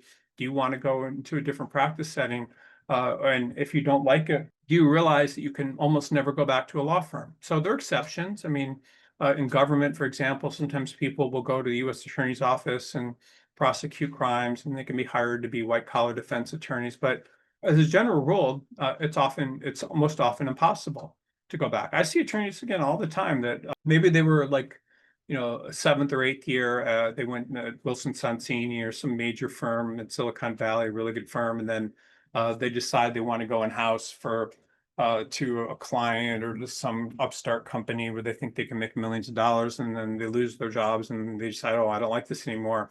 I want to go back to law firms. And they maybe they went to Stanford Law School and went to a big firm, but they don't get interviewed, none. So for me, it's very, very difficult to work with people in house. And a law firm is different. You go there, you acquire skills, you want to have work. So the goal of every attorney, this is a very important thing you should write down, is your goal as an attorney, like the most important thing you can do is always have work. If you run out of work, you're screwed. So work may be in a law firm, work may be in the government, whatever it is, but you always want to have work. And what does work mean? It means that when you're in a law firm, as an associate or whatever, partners are giving you work. When you're in a, when you become a partner, you have all these clients that are giving you work. That's work. If you work for a very powerful partner that always wants to keep you around, has this huge book of business, will always give you work, that's having work. But you have to have work. You have to think about, am I going to have long-term work? Extremely important. So, what you're expected to do in a law firm is you're expected to develop skills. It takes about 5 years to become very good in any practice area. And then you're expected to take your expertise and meet people and talk about your expertise and why you're the better choice for their matters and why you will do a better job or save them money or get them better results. And then you're a partner, and then the law firm loves you. You will take in all this money, and the law firm will give you a part of what you collect, and they will associate. They'll give you associates, they'll give you a brand, they'll give you secretaries, and they'll give you office space and all this sort of stuff to run your business. But that's the entire objective of a law firm attorney, by the way. Law firms are nothing other than brands that support attorneys with business. That's what they are. And then they make money from those attorneys with business by giving work to associates and all this stuff. So if you're an attorney with business, you can always move firms. Once you get business, any law firm will hire you. I mean, not any law firm, but assuming your billing rates and the type of clients they have are similar, law firms will welcome you. You basically are saying, hey, I want this platform to run my business. That's what a partner does. They use the law firm as a platform. The law firm is basically like saying, the partner's saying, okay, I can be more successful with my clients here in my business than I can be somewhere else, or I like the culture of this firm or whatever. So if you decide you want to go in-house, you're taking yourself out of this role of essentially partners. I just want you to understand, partners run their own business. Like, they have a business and they run it, and the law firm supports them. So do you want to own your own business? Because if you are a partner in a law firm and you have business, you have your own business. It's your business. You have associates helping you and all sorts of things. You have other attorneys you can refer work to, other partners. And so you have your own business, and you can have your own business for your entire career for 50, 60 years if you learn how to bring in business, or you go into a firm where you can generate business. I mean, every attorney is trying to generate business. A personal injury attorney is putting ads on buses and doing all these things, and they're running their own business. And so if you want to work for other people, if you want to go in-house, or you want to go into the government, you're no longer running your own business. And every day, by the way, I'm seeing, like, when I log into the account on BCG and look at new people that have applied, I see, like, didn't used to see it, but I see like 20 people every day that were in Washington, D.C. and don't like the Trump administration, or are losing their jobs because of Doge or whatever. And so they decide that they don't have jobs anymore. And so they've lost access to work, and law firms aren't going to hire them because they've already made the decision to work in another practice setting. They're no longer, they're not going to hire them. So they're sitting there and they've lost their jobs, and it's very, very difficult for them to find new jobs. So they've made the decision that they want to work for other people and not run their own business. So do you want to be an employee for the rest of your career, or do you want to run your own business? And it is not hard, by the way, if you want to try to get business or whatever it is. It's not that hard. I remember Bill Urquhart, which is one of the name partners of Quinn Emanuel Urquhart, or the firm. He once, he had this, lunch where he was talking about how to generate business, and he said that, one of the biggest nerds in LA also has the most business. So it's not like you need to be out there like doing things a certain way. If you have really good skills or whatever, you can develop your own business. And if you want to depend on employers for the rest of your career and people to give you work, and don't get your own work, you're going to limit yourself for your entire career in life. It's sad. I mean, it's you get too senior, you don't have a job, or you whatever. And but if you want to run your own business, which I'm telling you, you need to do, you don't have to do it, by the way, as a corporate attorney. You can do it as a family law or trust and estates attorney, or you could, just be very, very good at corporate and go to a place where the billing rates are okay, or where you're doing the kind of corporate work you want, or other attorneys are giving you work. You're almost always going to be better off in a law firm than any other practice setting. And because you're going to be able to generate business, your skills are continually improve because law firms work for paying clients, and those paying clients expect a certain quality of work, and that's just how it works in a law firm. Whereas you go to the government, that could be all over the map. It could be all over the map in-house. And so, if you have the skills to generate business, which everyone does, you can always continue, your work. You need access to work. And that's the whole goal of practicing law is as an attorney. You need access to work. It doesn't matter, by the way.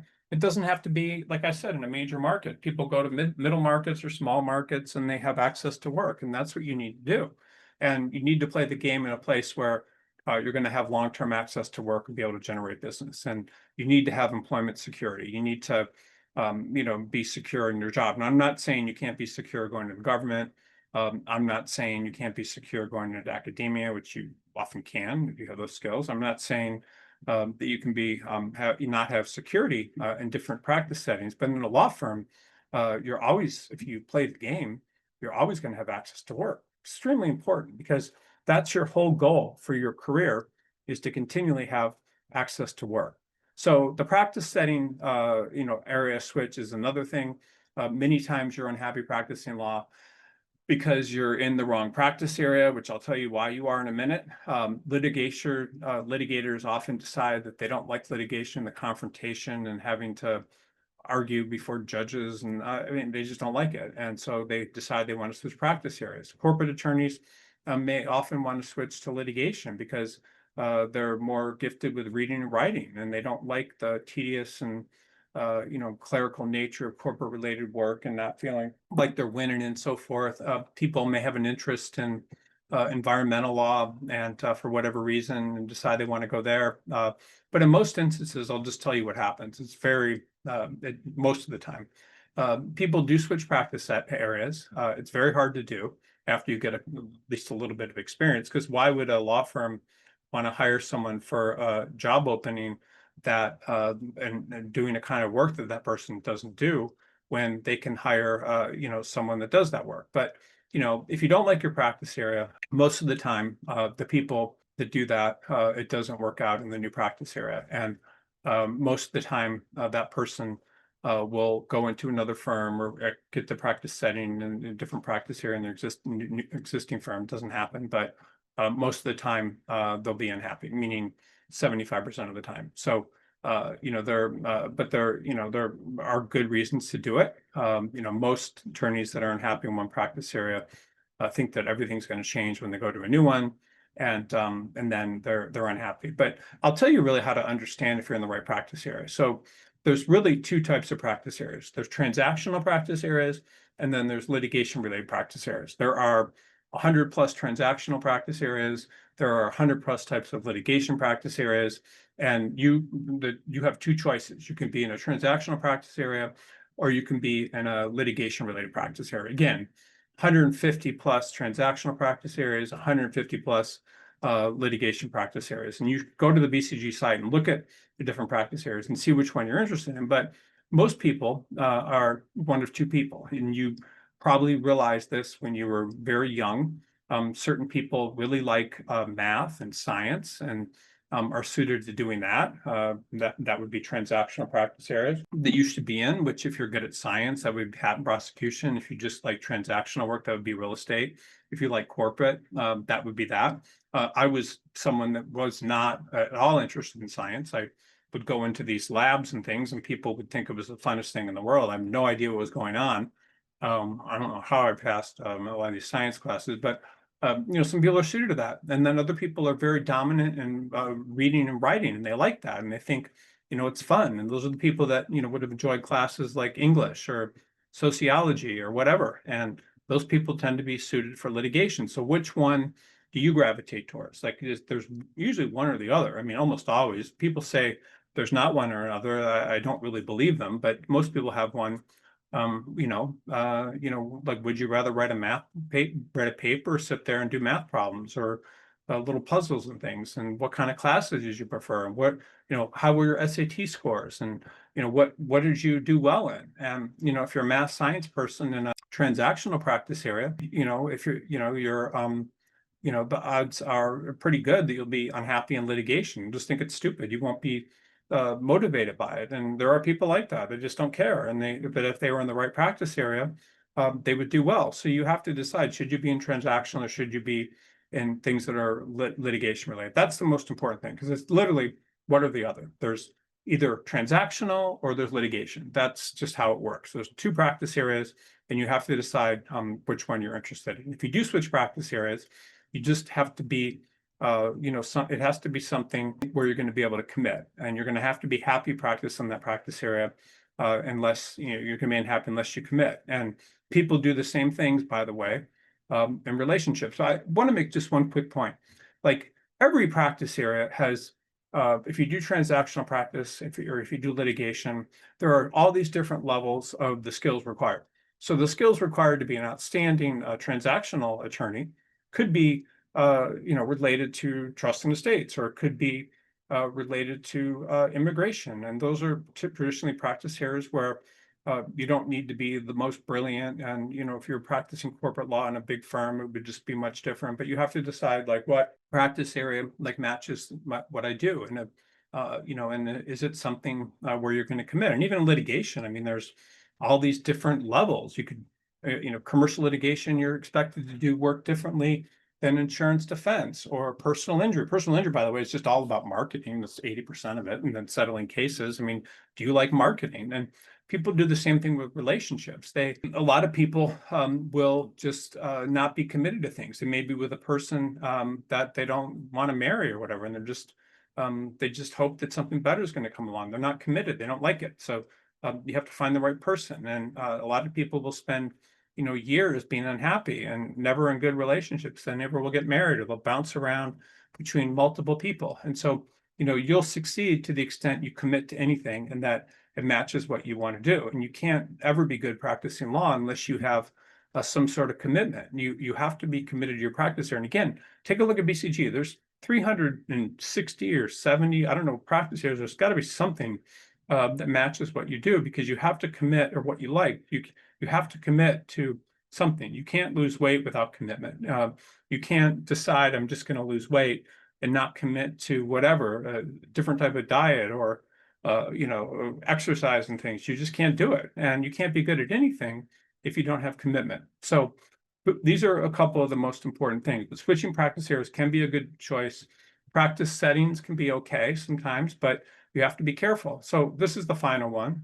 People will often quit law. They'll decide that they need to do something different just because of their experience. I mean, sometimes people quit law because they're put in this practice area like real estate, and they do that. It just doesn't match kind of the person they are, where they might be very good at marketing, can do personal injury, or they might like to work with a lot of different people and do trust in estates, or they might think, that they could start this big business doing some sort of tax controversy work, whatever. But, if you're unhappy practicing law, a lot of people think that they need to quit the practice of law. So I see people that become writers. I see a lot of people, women, that become yoga teachers or teach Pilates. Sometimes people will go to business school. Sometimes people will join companies where they're doing things that have nothing to do with practicing law. They might be a COO of a small company or whatever. But people will stop the practice of law. It's very, very common. It's something that a significant percentage of people do. And I have these conversations with people every day. And if you think you want to do something different, you think you want to be a Pilates teacher or whatever, you think you want to start some sort of business you have no experience with, people will often fantasize about this, and it's extremely risky. I see partners all the time that leave the practice of law to go do some business or start some business, and then it's very difficult for them to get back. Sometimes they'll even leave when they have a lot of business. And if you move into something like some skill or position that you're not skilled at naturally, and you don't understand, what you're doing, given a practice law, can be, very, very dangerous. If you are able to go to college and then take the LSAT and do well enough and go to law school and pass the bar, you've spent, basically 7+ years of your life getting ready for that. And then plus, if you work in a law firm for 5 years, it's been 12 years. So you're probably very good at what you do. You may not be good in the practice setting you're in, or you may not be good in your practice area, but you're probably pretty good. And if you're not good in whatever firm you're at, a major city, you're probably good in a smaller market or whatever. But you're probably pretty good. And so you have to understand, like, if you decide to drop out of the practice of law, how it plays out. And this is what usually happens. You tend to fail. Most people, attorneys, will go to start businesses and fail. Most attorneys that go in-house and startups most of the time will fail. And then it's very, very difficult for them to get back. And so, when you learn to practice law, regardless of where you're at, you've learned tricks, you've learned maneuvers, you've learned how to do a certain type of work, you've learned how to evaluate social things, and and you're probably not too bad if you've been practicing for 3 or 4 years, and people will hire you. And if you're hired, then that's a sign that someone thinks you have the aptitude for it. And if you apply to enough places and you hire, you think you have the aptitude. So people that hire you will believe you have potential. And so you have to think about that. And you may not be suited to working in a law firm, but there's obviously going to be things that made you look suited to what you do. And the longer you've been practicing law, the more likely it is that you are suited to what you're doing. Because if you weren't, you would lose your job, and you would lose every job. And the longer you survive, the more likely you are to realize you have very good skills, even though you may not think you do. You probably do. And every day you're in a law firm, or you're learning new skills, and you're learning how things work, and you're not making the same mistakes twice, and you're getting better at your job, and you've learned how to do all these things that are going to make you a more effective attorney. So I'm not saying, that, you may not be burned out. I'm not saying you're in the right environment. I'm not saying, you need to become, you're going to become successful doing the kind of practice area you're in. But the longer you practice law, the more you think like a lawyer. That's what, you don't learn how to be a lawyer in law school. You only learn it when you start getting training in a law firm. It's completely different than going to school. And lawyers, the way they think is not, most of the time, if you pick that up and you're doing okay, is not conducive to doing a lot of other things. Like being entrepreneurial is crazy, because most lawyers are plotting, they're cautious, they find things that are wrong, they anticipate problems, and they're not like optimistic like an entrepreneur would be. And so this type of thinking process doesn't work. And if you don't have a profound distaste for practicing law, and you've been able to do it for a couple of years and you like parts of it, the idea is you're probably going to do okay. And the thing that people don't understand also is it's very difficult to be when you're a young attorney, to get into a new environment where you're doing things wrong, where you're getting criticized, where the things you do aren't quite good enough, where you're getting all this pressure, where you're working all these hours, where you're working on things that discovery if you're an attorney, or different things that aren't fun. But that's part of the training process. You're paid, basically get paid to learn a practice area. So if you throw away your experience and try another career, that's dumb oftentimes, because you're learning something, and learning something is different than what you can do once you learn that. And so in other professions, they could be fun, but the risk of walking away from practicing law is profound. And it's often not the decision you're dealing with, because if you are an attorney, realize that your goal is to generate business. And if you generate business, you're going to own a business. And you're going to own a business where you're in a practice area and you know all these things that other people don't. You're going to have, a lot of environments, I mean, a lot of opportunities. So other attorneys will decide they want to drop out and practice law. Now, a lot of people succeed at that, but this is often a bad decision as well. So people do this all the time, and I see resumes every day of people that left firms, start their own practice, and they want to go back. And they do it often before even becoming a proficient at a practice area. It takes about 5 years to have those skills. And they don't learn ever as solo practitioners. They haven't really learned how to bring in clients. They start solo practice without business or not a lot of business. They often, it's very difficult running a solo practice. I know one of my old friends, his father was a solo practitioner doing some sort of, I don't remember exactly what it was, but he said, I'm lucky to collect 60% of what I bill people because they're always negotiating and things. People will not pay, they'll pay late, all these different things, and it can be very, very stressful. And a lot of them aren't even able to pay the bills. And it's one thing to, sit at your desk and do legal work inside of a law firm. It's something entirely different to run a business on your own and succeed at it. So people make this mistake a lot of times, and they think that that's going to make them unhappy. And but once you do that, it's very, very difficult to go back to a law firm. People do. It's hard, but if you have your own practice, you're going to be doing work for smaller clients. Those clients most of the time are going to have the money to pay the bills.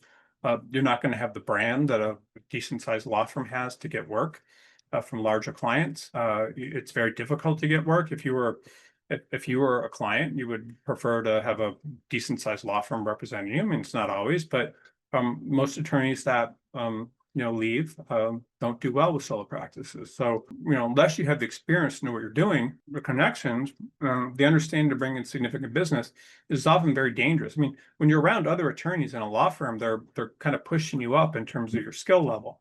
And when you're in a smaller law firm and your own solo practice, your skills will deteriorate. You'll do what you need to do. You won't often be improving, whereas you would if you were around other lawyers and learning about different things that are happening, cases or whatever, and things. And you're not learning that. You're not being around people that are going to help you push yourself up. So law firms won't hire you if you start your own practice. You've shown that you're unhappy with the law firm, so there's no reason for them to bring you back. If you bring in clients, they're not going to be large clients. There's no reason to bring you back either. So most instances, if you're unhappy practicing law, you're in the wrong environment. You need to figure out the right environment for you and be around the right people, which means you have to apply to a lot of places and you have to talk to a lot of people. You can't allow your ego to determine your happiness. You can't surround yourself with people that are going to not make you feel good about yourself. You can't think that you need to be in a certain type of firm just because of what other people are doing. You have to not think that the grass is always greener. You have to, people are often not committed to being an attorney because they're in the wrong environment. They're doing the right type of work. They don't realize that they have unique skills and abilities that will, as an attorney, and you have some sort of skills. And again, it doesn't matter. There are practice areas where your goal is just to bring in business and settle things like a personal injury. There are practice areas where you can bring in hundreds of clients like trust and estates and work with them throughout your entire career. There are practice areas where you may be happier, like tax controversy, where you're fighting the IRS for people. And there's all these different practice areas that you can get a lot of confidence. And if you're in the wrong environment, and you're doing the wrong practice area, you're probably, your confidence is not doing well, and you're not happy. And again, I don't care what practice area you could be in. You may think you are insurance defense, and that's not a good practice area for you. And you're unhappy. You don't think you're making enough money. But anybody, you could start. People make millions of dollars in insurance defense. People make millions of dollars doing all these different practice areas. That any practice area, you can be incredibly successful. It's like the cream always rises at the top. I had an interesting thing happen. I was years ago, like I got very interested in acting, and that was something that became natural to me. I don't know why it was natural, but again, it was a skill that became natural. I was in these classes where these people had gone to all these fancy acting things. Like I spent 4 or 5 years learning at acting schools in London and things. I was better than them. It became natural to me. And I was talking to this acting coach, and I was like, I can't leave, this career that I like. Like, I don't know if I'm going to be successful. And he said, well, people that are successful, when they go into acting, if they have some skill for it, are always going to rise to the top.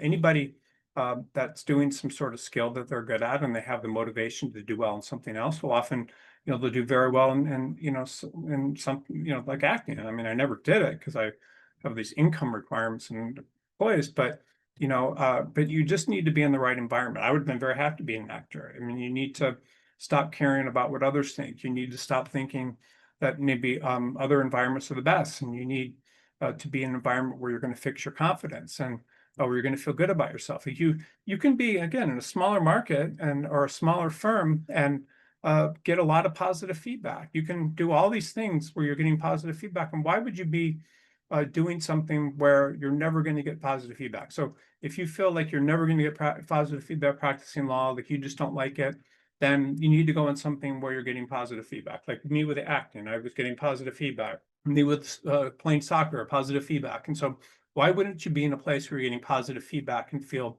good about yourself? And why wouldn't you be in something, if you feel good about yourself and you can commit to it and you can do it for your career? And if you don't have commitment and you don't like it, then you're going to have this career where it never goes anywhere, and where, the rewards for your efforts are met with less enthusiasm. And you've chosen this, course for your career. And again, practicing law is not something that everybody should do. It's not, but I see people, like I have these candidates like at BCG.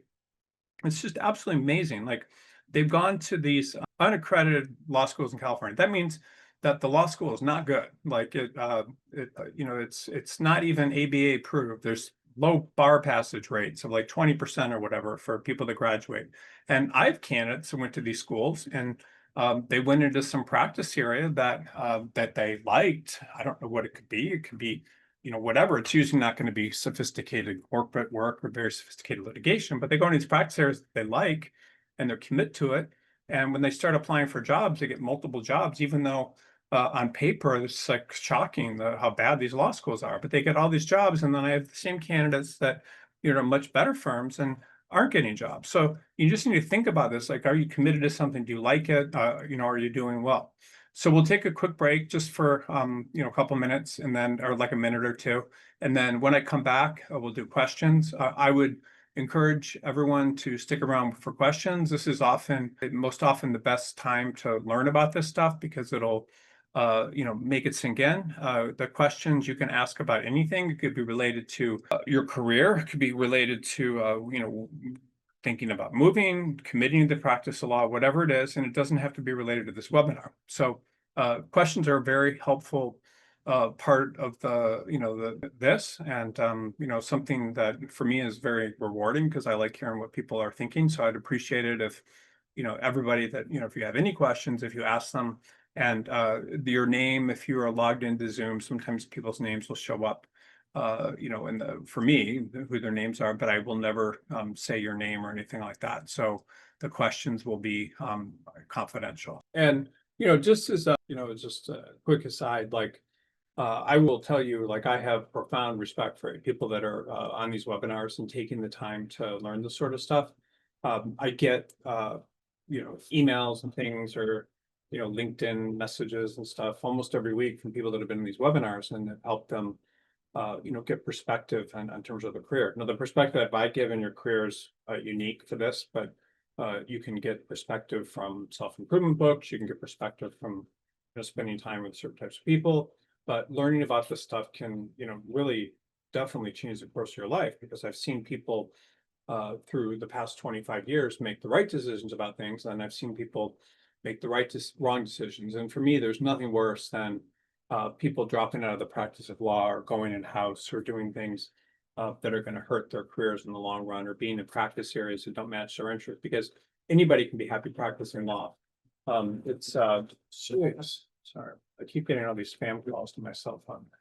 But yeah, it's learning about this stuff, and learning how to be happy practicing law, and learning being in the right environment can make a huge difference. And it doesn't matter where you went to law school. It doesn't even matter how well you did in law school. I mean, I was talking to a guy that was a tenured professor at Syracuse Law School, and Joe Biden went there, and he obviously did really well. He was last, like just last in his entire law school class, like the last, the worst grades, and became very successful. And I remember there was a very famous personal injury attorney in Chicago, and when I was in law school, I wrote a book about personal injury attorneys. I was so interested, and it was never published or anything, but it was 300. I went around the country interviewing them, and I remember this very successful, one of the most successful personal injury attorneys in Chicago, and Phil Corby. He's no longer alive.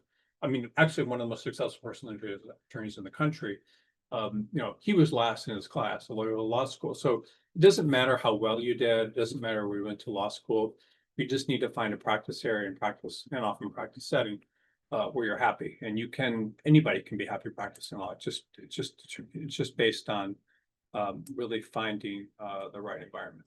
It's questions. Okay, so I'll just move around. I'm not going to do them kind of in the order that they're received. That's it. Okay, question about how to handle other people gossiping. I'm working on not gossiping or repeating gossip, but if someone that I want to like me, that could help me professionally, tells me gossip, you text me, how should I handle that? I want them to continue liking me.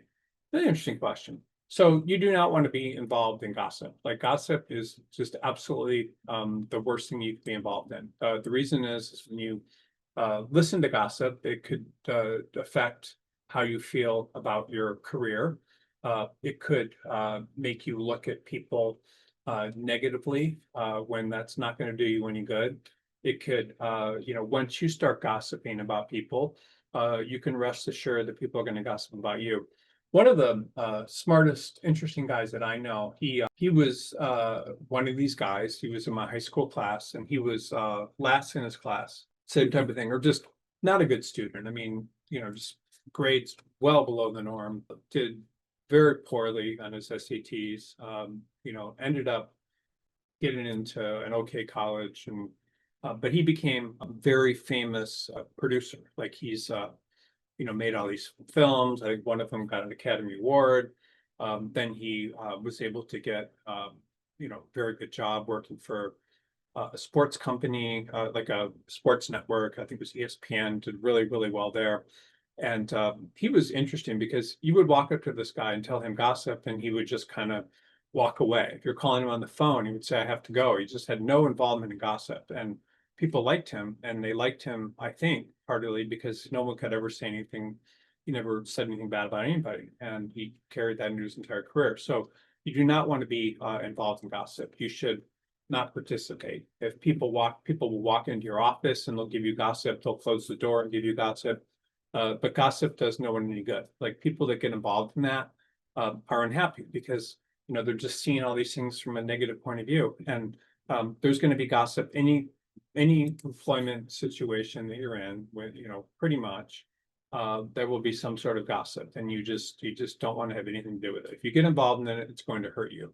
I was talking to a senior attorney, like 25 years out, not too long ago, and he was telling me that he got involved on the wrong side of some gossip and took sides in some issue, and he'd been at this firm for like 25 years, and whatever this issue was, he came out on the wrong side of it and lost his job. But he was like, I guess, someone that started gossip. If you tell gossip to people, if you heard some gossip, by the way, and you tell it to someone else, then that person will often tell the person that you gossiped about that you gossiped about them. So why would you, meaning you could walk up to someone and you could tell them gossip about someone, and then that person may literally go to another person and that the gossip is about and say that you were gossiping about them.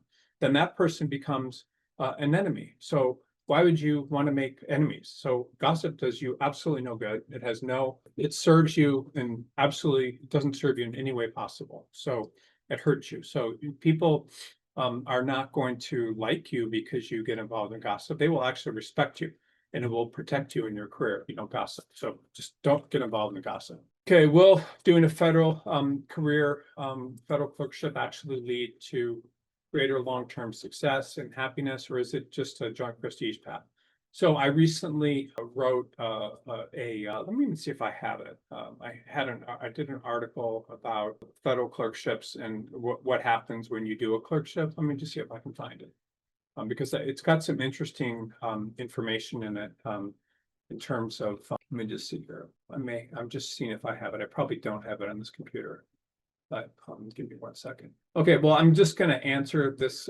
It's a good question. So I'm going to answer it just very quickly and directly. So if you do a federal clerkship, your odds of making partner in a law firm, in a whatever size law firm, oops, sorry, what happened here? Sorry, I'm just doing something. Your odds of making partner in a law firm are something like 30% greater. Your odds of, and I had researched this recently, so did a research report on it. So your odds of making partner in a large law firm or whatever law firm are more than 30%. Your lifetime earnings are more.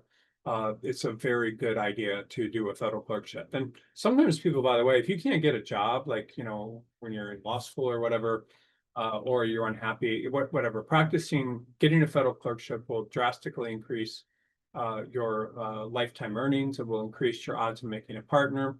Why is that? I don't know, but maybe federal clerkships are something that law firms value, having people that clerked. I know that when I worked at Quinn Emanuel, almost everyone there had done a federal or circuit court clerkship.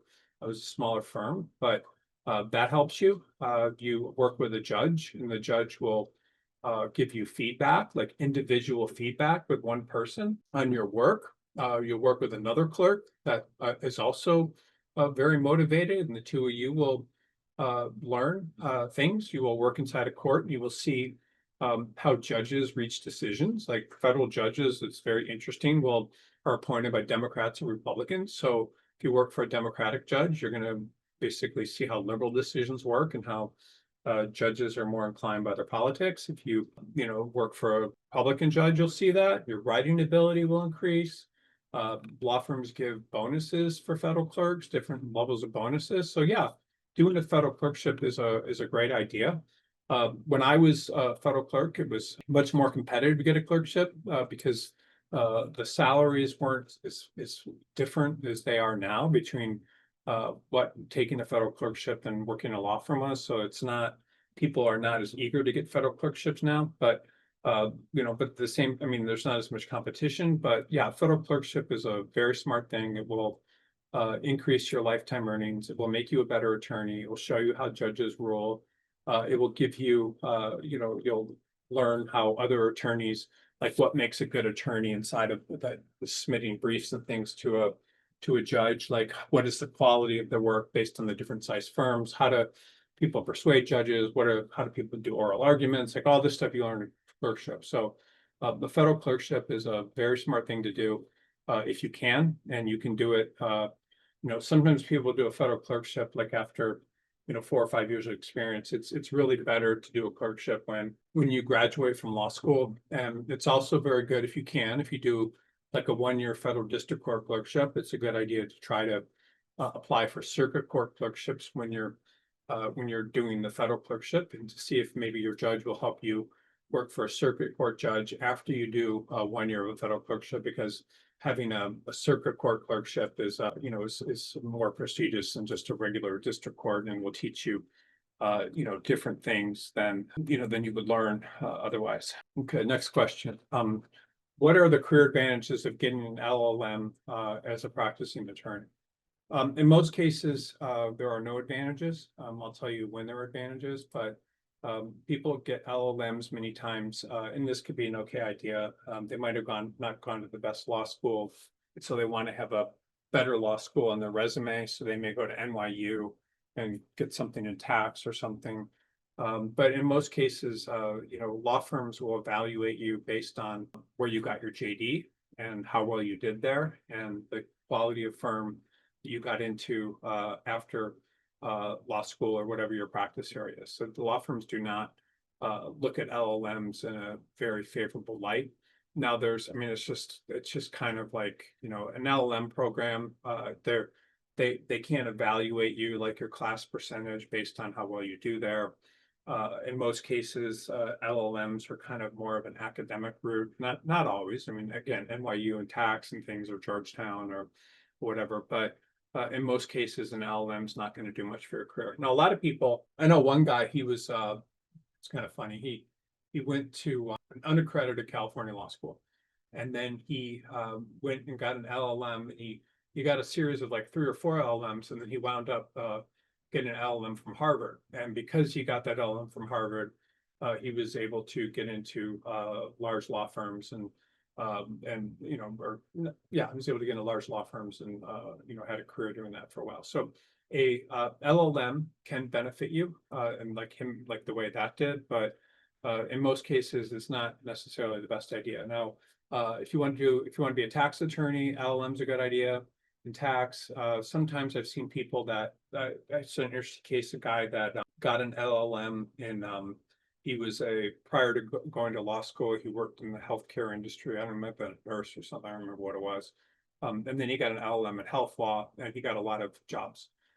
There's LLMs in things like, I think there's LLMs in ERISA, there's LLMs and all these different things. I remember I used to have a company called Legal Authority. The website's still up, but it was a company that if you called the company and they set up an appointment, they would help you apply to all of the law firms in whatever area of the country or areas of the country you wanted to work in your practice area, and they would help you. They would write letters for you, and then they would send you the letters, and then you would send them out.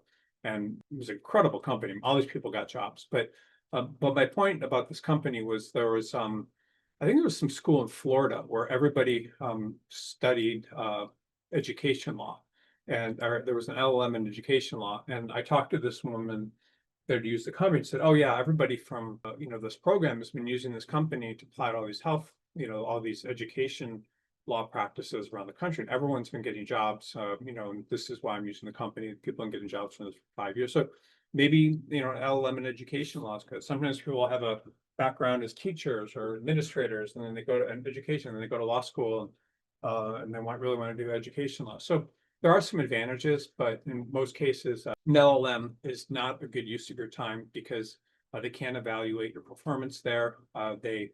There's some really stupid LLMs. There's like LLMs in intellectual property law, which to do intellectual property law, you typically, if you want to do trademark law, you just get a job doing that. If you want to do patent law, you have to have a scientific background to be a patent attorney. And that's even the case these days with a lot of IP litigators. So, LLM and intellectual property law is a complete waste of time.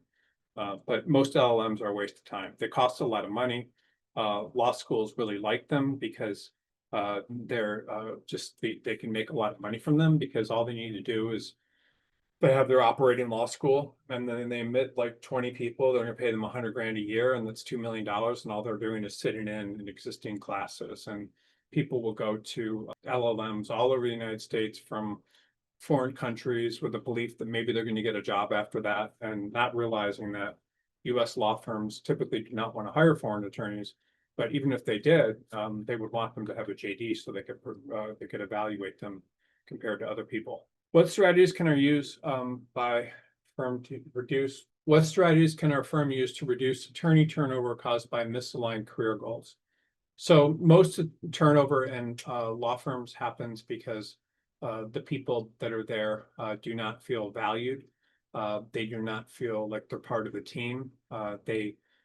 They're working with people that don't appreciate them, and they don't feel good about themselves. So law firms that are able to do that create environments where people are comfortable and happy, and just will stick around.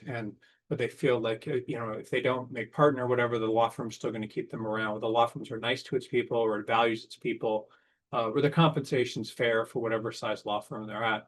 And I was talking to a law firm in New York. It was a nice kind of middle market firm, maybe like 60 attorneys, whatever. But this partner there was saying that the associates never leave; they're just happy, and if they don't make partner, they have roles for them, and they still make they're still fine. And So people felt very secure there, and it's nice feeling secure. Like, why would you not want to work someplace where you felt secure? And so, if law firms, this is what you should think about if you're an attorney looking for a job. You want to go to a place where you feel welcome, where you don't feel like your career's threatened, where people are nice to you, where there's just a nice culture in the firm. And so, the culture typically is something that where people leave, and a lot of times law firms will have bad cultures because they will merge with other firms with different types of personalities. They will have bring in lateral partners that are just there for the money, and aren't pleasant. The associates won't feel valued, partners won't feel valued sometimes, and so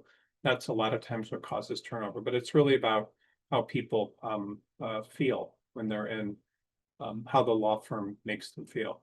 And if you feel welcome someplace, why would you leave? Unless, whatever, but that's kind of, what questions should I ask during a law firm interview to understand if the firm is really a good fit for my long-term happiness? Well, I think that when you interview with a firm, there's a couple different ways to understand if the firm's a good fit for your long-term happiness. But one of the biggest ways to understand that is, if you feel like you connect with the people there, and how does the environment feel? What is it? How do you feel around the associates there? How do you or feel around the partners? How do people make you feel? And that's really the most important thing. So, can you ask questions about if the law firm is going to be a good fit for your long-term happiness? No. So you shouldn't be asking those types of questions, because what happens, you could ask the wrong question. And if you ask the wrong question, like you might say, I don't know, whatever your long-term happiness is. Maybe you want to work in another practice area. You say, oh, can I also work in this other practice area? And you think that that's going to make you happy. Well, if the law firm doesn't want someone to work in another practice area, then that's not a good thing to say. And so they'll discount you for that. So typically, like, how do you evaluate that? You evaluate it based on how people make you feel. Oftentimes you'll get an offer, and you can call the firm and ask some questions sometimes. But in general, you have to be very careful about asking those sorts of questions, because if you ask those sorts of questions, law firms will often not hire you, and it's just the way it is. So, I don't know, if you're meeting someone, for a date, and you like the person says, how comfortable are you with a open relationship? That's probably something that may, make you uncomfortable. Or you're interviewing, you're talking to a potential mate, and they say, is it acceptable for you if I, like to smoke pot? Whatever. I mean, you can say things and ask questions that are going to often get you in trouble. So if you ask certain types of questions, then you may, it may not be a good idea. You can ask stuff about the culture. You can ask, but you have to be very careful, because any question you ask can be a reason not to get hired. So it's just, yeah. So you can ask certain questions, but just remember that if you ask the wrong question, that may show that you're not a good fit for the firm. So your goal in any situation, by the way, anytime you go out on an interview, your goal is to get an offer. And and I I don't have the URL for it, but maybe I have it if someone reminds me next week. But I have these videos and things like that I do for candidates that I'm working with before they go out in interviews. And the videos say, you don't want to ask about compensation. You want to ask about, how would you do a really good job there? Like all these different things. People that watch that, I mean, they turn their interviews into offers because they're thinking about things the right way. So you have to approach an interview in a way where you're asking questions that show your motivation, where you're asking questions that show you're going to fit in, where you're asking questions about what does good performance look like and things like that. And then if you start emphasizing, I want to work remotely or whatever it is, they're talking about that, then you're going to get in trouble. How can our firm identify candidates that are seeking long-term fulfillment rather than compensation? So typically, when you're a smaller law firm or mid-sized law firm and you're trying to hire people that aren't seeking the same level of compensation, you need to emphasize things like the culture, the hours, the type of work, the stability of the firm, like all these different things. Like if you tell someone that, people come here and they really like it and they stick around, and we don't, let people go if they partner, you tell people that, that, most people leave here by 6 every day. You tell people that, that, you'll get to work on the certain type of thing you really want to work in. Sometimes people will say, oh, you're going to get to go to court. I mean, all these different things that you can tell people. And typically the thing that a law firm wants to do is you want to hire someone that's really dedicated to their practice area and wants to, continue practicing law and isn't going to leave for compensation reasons. So the person has to, if the money is not there, the person still has to want the job. They have to want it because of the culture. They have to want it because of the experience they're going to get in their practice area. They have to want it because they want to be in an environment where they're more comfortable with people, whatever it is. And so that's pretty much how you do it. And they will often ask questions, like the questions that they ask will be about the work, will be about how they can do a good job, will be about things related to what they want to do. And then you have to ask them, like, why are you interviewing with a small or mid-sized firm that doesn't pay as much? And then if they tell you reasons why that match what you're seeking, like maybe they want a different type of environment, maybe they want different hours, maybe they want more experience in the practice area, maybe they want whatever, then that's good. I mean, there are people that, that want to, work in smaller firms for all these different reasons. And you have to ask those questions because, yeah, if you hire someone that just is more concerned about compensation, then they're always going to leave. So it's a big problem. What are the biggest career regrets lawyers have that law students should know before choosing a legal path? All right. That's a good question. Lawyers, law students will often go into practice areas where they're unhappy. Lawyers will often leave the practice of law when they shouldn't. Lawyers will often, go into the wrong practice setting. Maybe they're more suited for government. Lawyers will often emphasize compensation over finding an environment that they're happy. Lawyers will often work in the wrong firms that are going to burn them out. Lawyers will often, one of the big ones I think is dropping out of the practice of law, because law students should understand, and this is the most important thing that people don't understand, that when you get out of law school or when you're in law school, like your whole goal is to find someone that's going to train you. Now, it doesn't matter. I mean, I've seen attorneys get out of law school and take these jobs making $60,000 a year, but they're getting trained in a practice area that they can make a lot of money with over the course of their career. So I think one of the biggest regrets and the dumbest thing people to do is not try to work at least 5 years in probably the best law firm you can get a job in. Why? Because you want to get the best training possible, and it takes about 5 years to be an attorney.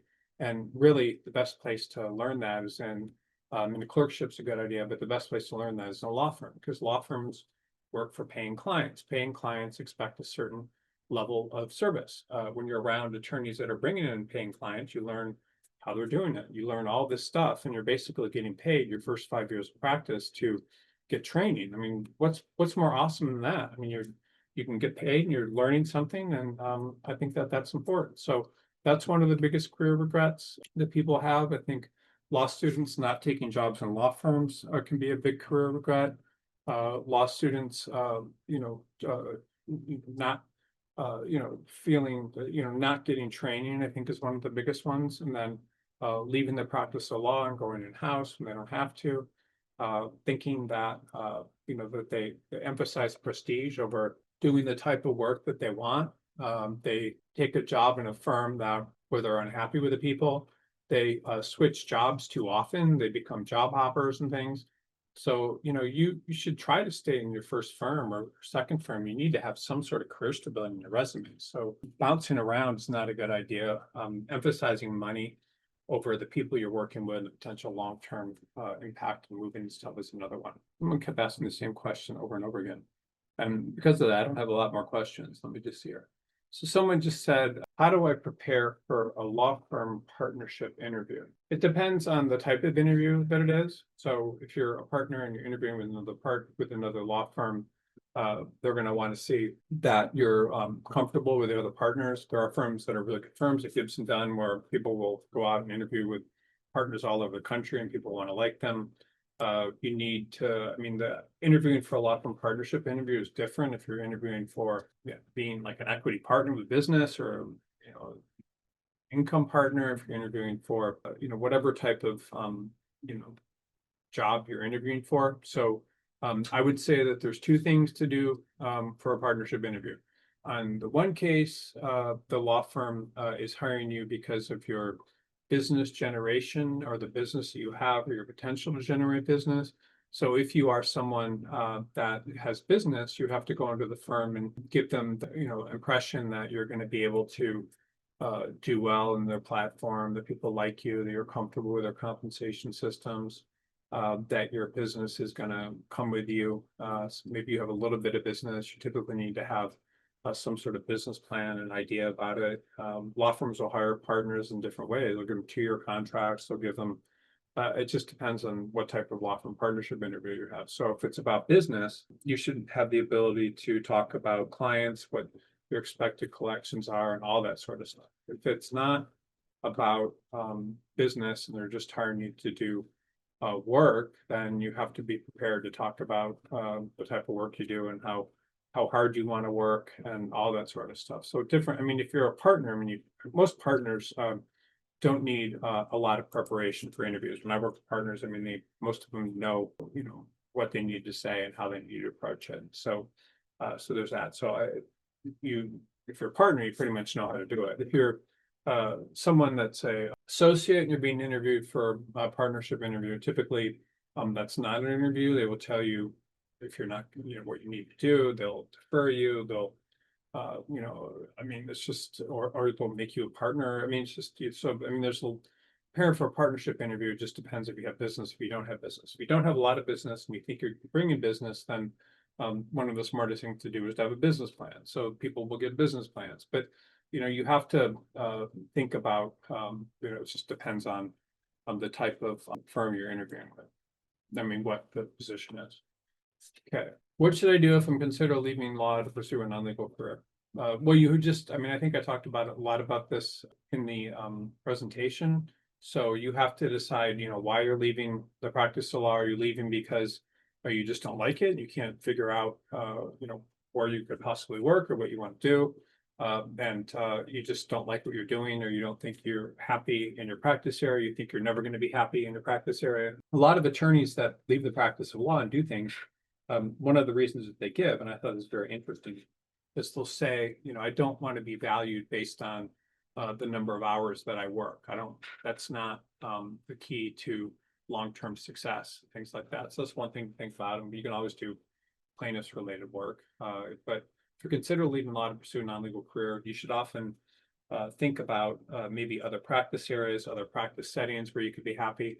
And many times it's just about, the area that you're in. I have attorneys all the time that may be in like a kind of a middle market area. It could be like, Tulsa, Oklahoma. And, for whatever reason, they get a very poor reputation there because they're that did something wrong, and they think about leaving the practice of law, but they can move to another market and have a better career. But typically, if you're leaving the practice of law and you've exhausted all the options, or if you want to leave, you've thought about where you just don't like it, you can't see yourself being happy doing anything in the practice of law, then if you've really thought about it, then you should do something else. But you have to, whatever you're trying to do, is that something that matches your skills and your interest? When I was practicing law, I had been an asphalt contractor before working in law firms. I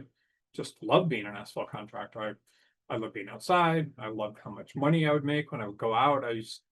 By the time I was, I don't know, 25, like I wouldn't leave my house. Like I wouldn't even like go out unless I was going to make $5,000 that day. And so I was able to have a successful, career. I loved it. I could see the opportunities for growing because I knew, I started off doing driveways, then I started doing parking lots for businesses, and then during my last year in it, I was doing contracts for school systems or with communities, and residential communities that were, $20,000, $30,000 back then.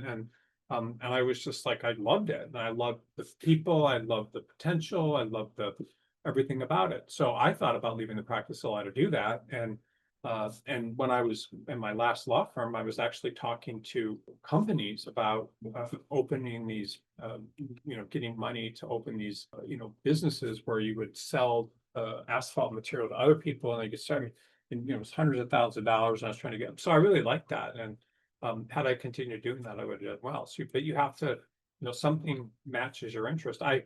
There's attorneys in all these different things.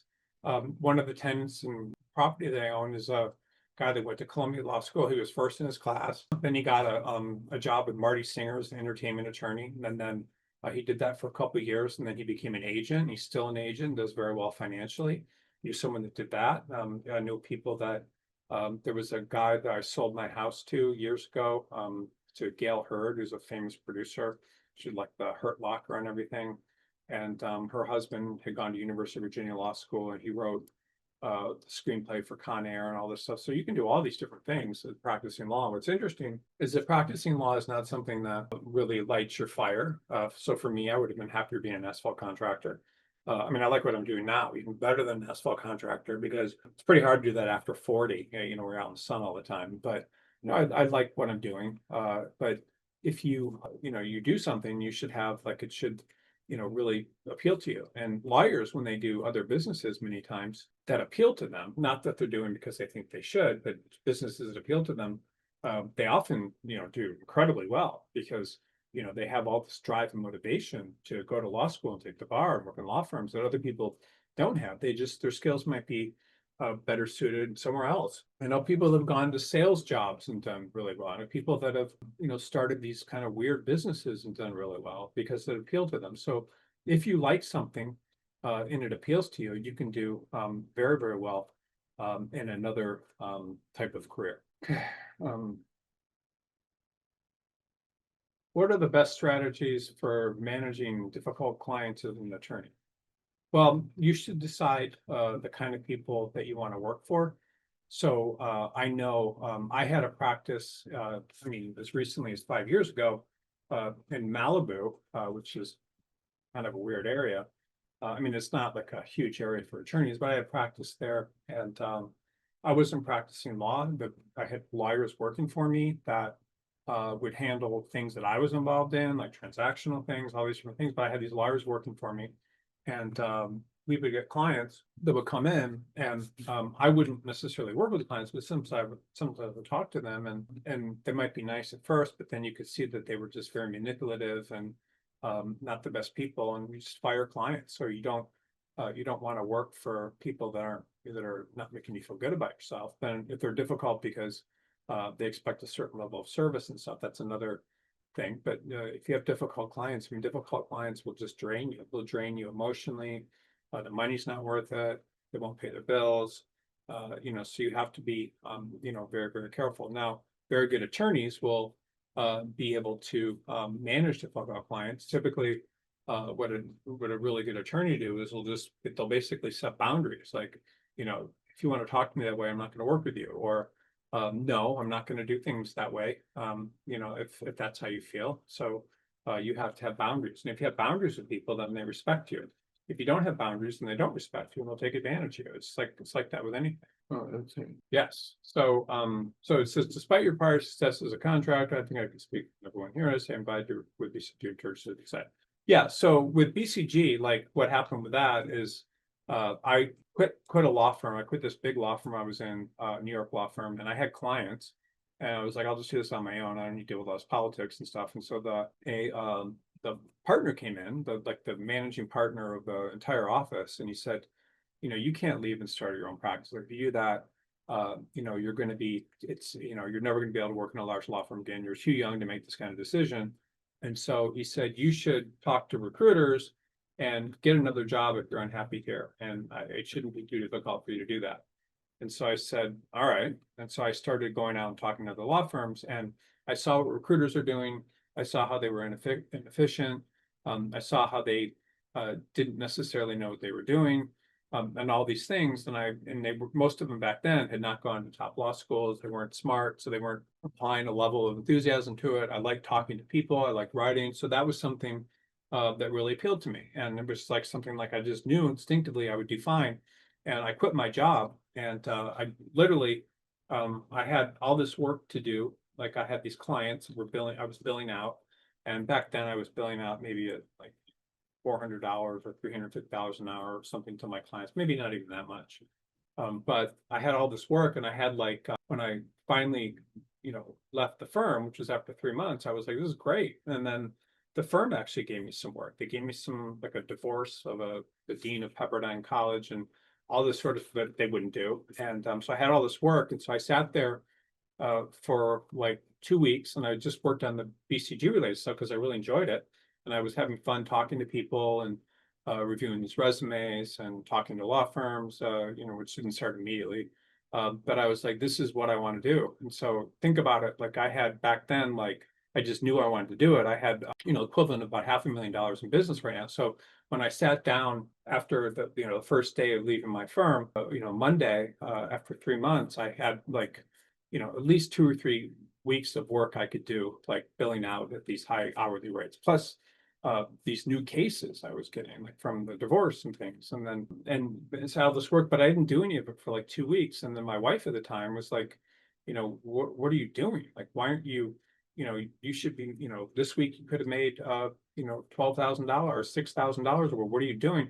And I didn't do it for 2 weeks. And then I decided I need to give all these cases away. So I went and gave all my cases away to other attorneys. I didn't ask them for any money, and I started doing this full time. And I knew that I would succeed at it. I just knew because it appealed to me. It was something that I liked. So, and then things worked out, and I gave away a business essentially. So, if you like something, it doesn't have to be practicing law. It could be if you something really appeals to you and you feel good about it, then you'll do really, really well. And people do all sorts of things as attorneys. They own restaurants. They whatever, they just start these kind of, sometimes they may start like a fitness company or something. But if something really appeals to you, then you should do it, and you're going to be much better off doing a career that that you enjoy. I mean, something like when you do something, like there's people that just have these callings, like the calling is appeals to them, and there's just something that moves your soul. I don't know what it is, but there's always something for people. Like think about, what do you read about in your spare time? What do you, what's interesting to you? And it could be, I know a guy that was like order of the coif from UCLA Law School, and worked in a big firm in downtown LA, like Mayor Brown or something. And then he went and started his own, decided he wanted to go to school to be a therapist, and went to school for 1 year, like this school no one's heard of, and I became a therapist and is like very, very happy. And it's just something that called to his soul. I mean, I wouldn't want to talk to people about their problems 8 hours a day, but for him, that was something that he really enjoyed. So there's always something that's going to appeal to you. Everyone has it. There's something, that you're really, really interested in, if you see the potential in it. So when I was recruiting, the reason that appealed to me is because at the time I thought these recruiters were insane.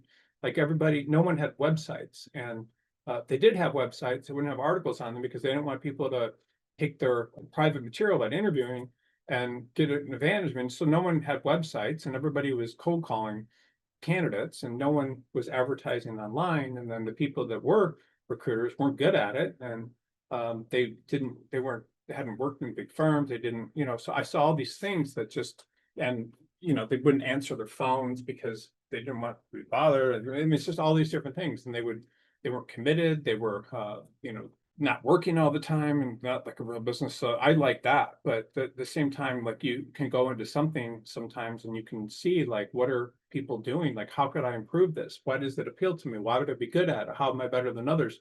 And so if you see something like that, it doesn't matter what it is.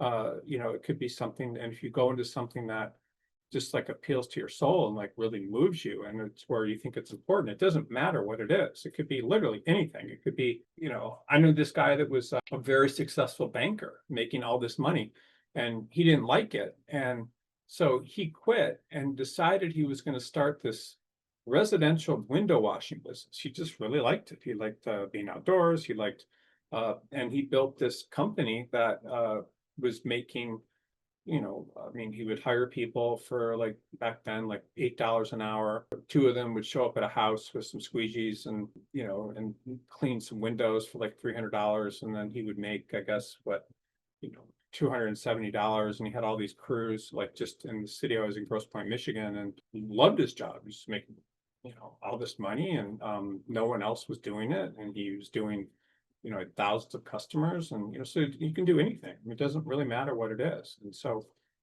attorneys are very successful when they go into other careers, and it's actually a very powerful thing. So it is something that is good. I mean, if you like something, and especially you get a legal education, and it does teach you how to cut through BS, and how how things that people say might not be true, or cut down arguments. And you can take that same logic and apply it to businesses to make them better. Like, what is this business not doing right? What is, and then you have all this motivation, and it can be very, very helpful. Okay, why would someone want to attend a for-profit law school? Okay, so here's the deal. So if you go to law school, which people don't realize, it used to be, and not too long ago, like probably is, it still sort of is in smaller markets, but when you get a law degree and then you pass the bar, you get a license, and that license means that you have the license to go out and get clients, to go to court, to charge people money for legal services, and no one else can do that but someone with a law license. So it used to be people would go off to law school and they would get this law degree, and they would get their law license, and everybody would set up like a private practice, and they weren't working in big law firms. They would just take this license and set up a business. And so if you go to a for-profit law school, it doesn't matter where you go to law school. I mean, it does matter where you go to law school, to the extent that if you want to work in certain types of firms, they expect you to have a certain type of law school. But in reality, going to a for-profit law school gives you a license to start a business. So that's why you want to go to law school. And that's something to think about. You have a license to start a business that a lot of people don't have. And especially interesting if you take that license and you don't want to work in a major city. I get these calls literally, like, I mean, I don't get them anymore, but we used to have like this, offices where people work a lot remotely now. We should have these offices where, there'd be like 10 or 12 recruiters, like in an office, taking calls and stuff. And what was interesting about that is every year or so we get these calls from attorneys in these like small towns and different things. And they would be like the only attorney there. And there might be a town of like, 6,000 people or something, in a smaller town or whatever. They'd be the only attorney in this entire market. And there's markets like that all over the country where you can go there and there might be one other attorney. And you have a license. And so all these people will come to you with their problems, and you're the only one that can solve it. So that's why you want to go to for-profit law school, is because you get a license, and then you get a license that's a business license. That's what passing the bar is. You get a business license, and then you have to renew it by taking classes, CLEs, and paying bar fees and stuff. You have a business license, and then so very few people, and different, depending on where you work, are going to have that license. So you can, with a business license, you can work anywhere you want, and it's pretty awesome. And you don't have to work at a big firm. You could start your own firm in a smaller market, or you could take your license and work in a practice area that you like. And so you have a license. And so just keeping in mind that that's what the purpose of law school is. One of the big purposes, to get a license. And it used to be that would be the only reason people would go to law school, so they get a license. And then that's what Abraham Lincoln did. He got a license, and people do. Is it true that when someone says you're too new, I don't feel you're ready for certain critical roles of years in law firm, that is an excuse or a power move? No, that's fine. So people will expect you to prove yourself in different ways before they give you certain types of work. And if you've been at a law firm for 2 years, it's unreasonable to expect that you can do trials. It's unreasonable to expect that maybe you can do depositions. It's unreasonable to expect that you can lead transactions. It takes, like I said, it takes about 5 years to learn a practice area. And so if you're 2 years in a law firm, you're basically there to learn. That's what people don't understand. You're there, you're getting paid to learn. And so just because you're not ready for something, that's great. So improve your skills some more.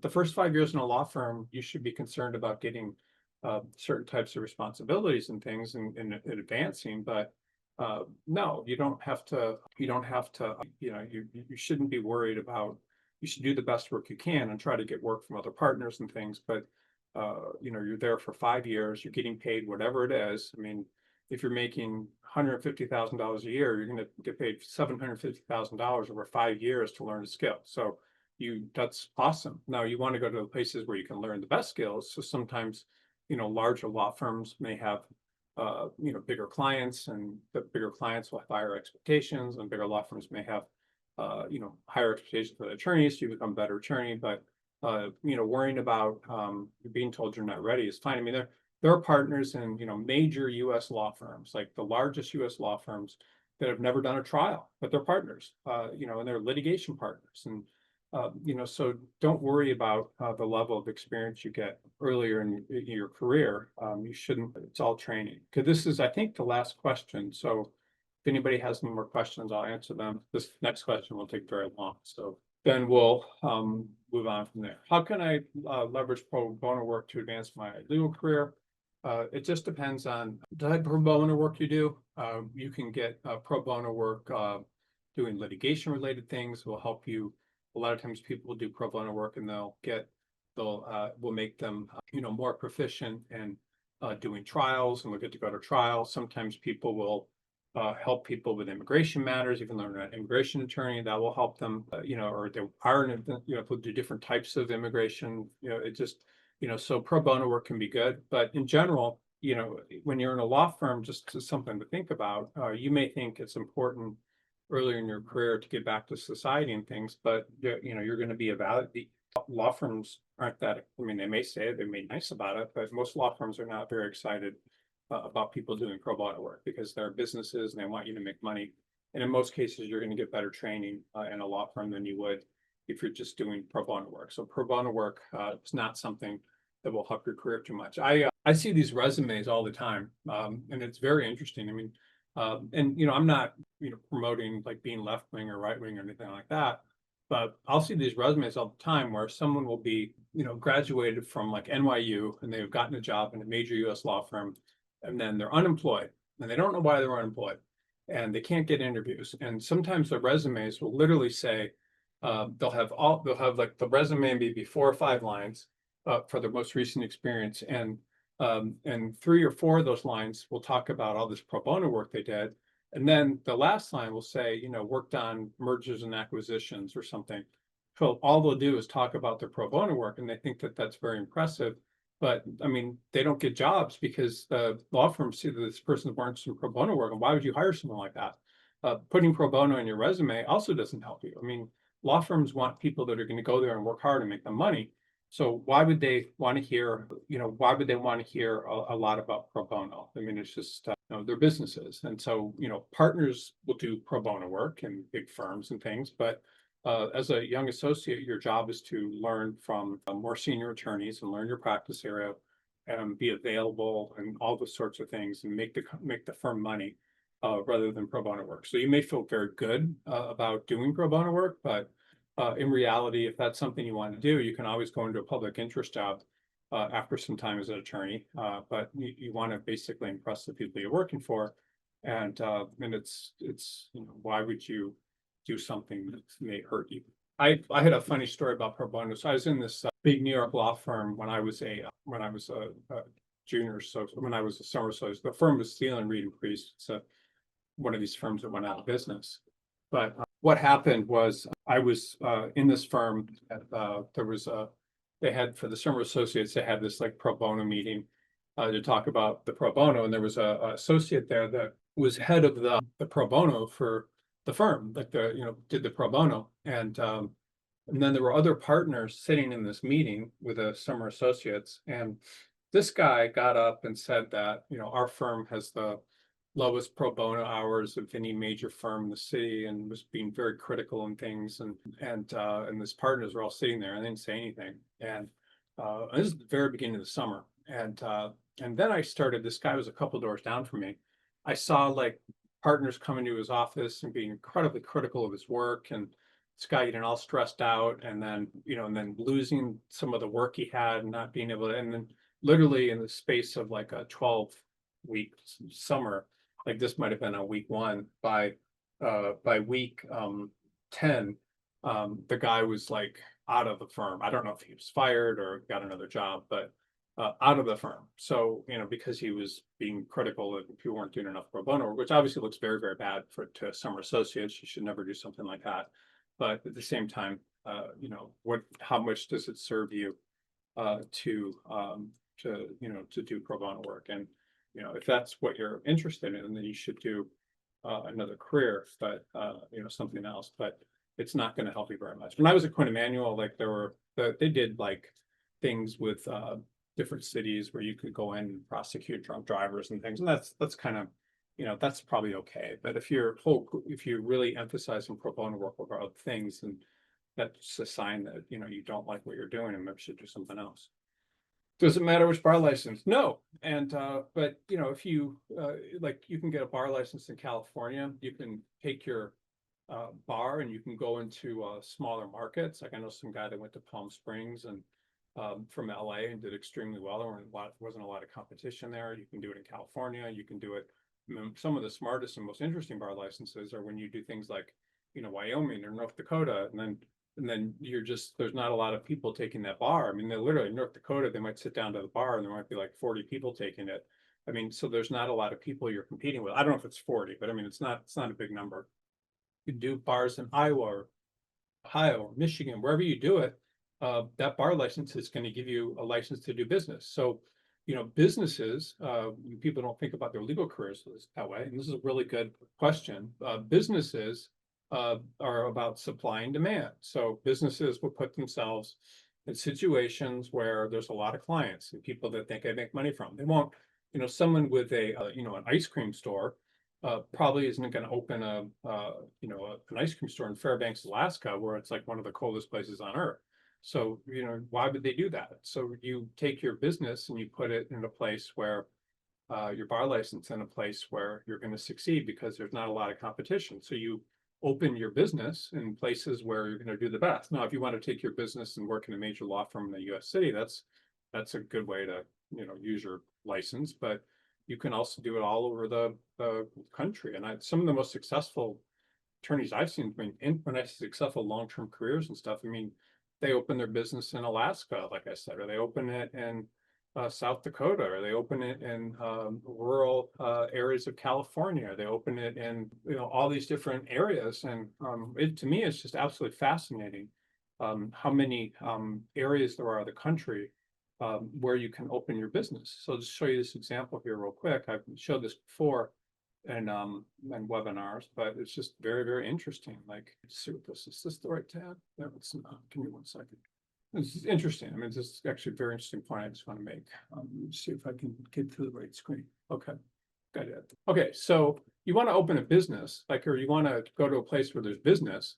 Look at, I mean, I'm just going to use California as an example, but, list of cities and municipalities, no, it says the Philippines, that's weird, in California, sorted by population size. So the largest cities in California, there's largest cities, but, if you just look at this and you sort this by population size. So I see attorneys all the time, they're like, they become contract attorneys, so they do like all these things that they don't need to do, and it's just absolutely insane to me. So there's the largest cities, but even the largest cities, I mean, you have Sonoma, Sacramento, like there's just not a lot of attorneys there. Like I get calls from law firms all the time in these smaller areas, and they're just like, I need someone to take over my practice, or, they've been searching for like a trust and estate attorney for 2 years. And so you take your business and you don't ever have to be a contract attorney.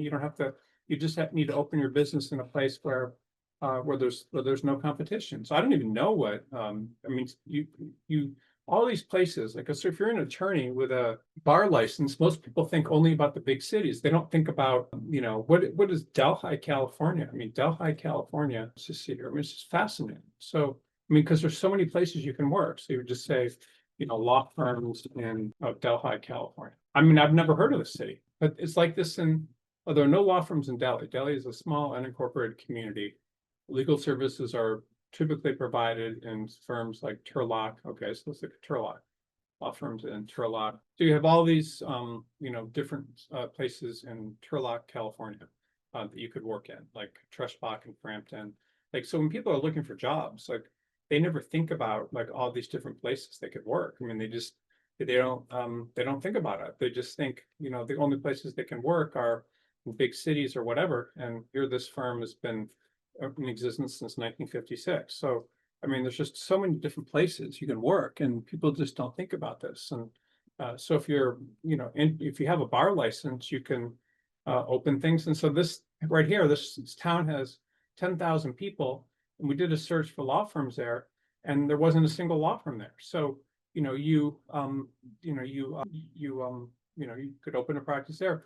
I was talking to a very successful, when I was in law school, attorney that had gone to Thomas Cooley Law School, which I don't know what it's called anymore, but it was not a highly ranked law school. I mean, very lowly ranked. And he said, I told him I was in law school and everything, and he was very successful. And he said, the smartest thing you can do is you find a small town and you put a banner on the freeway, or get a sign advertising your personal injury practice. You're going to be very, very successful.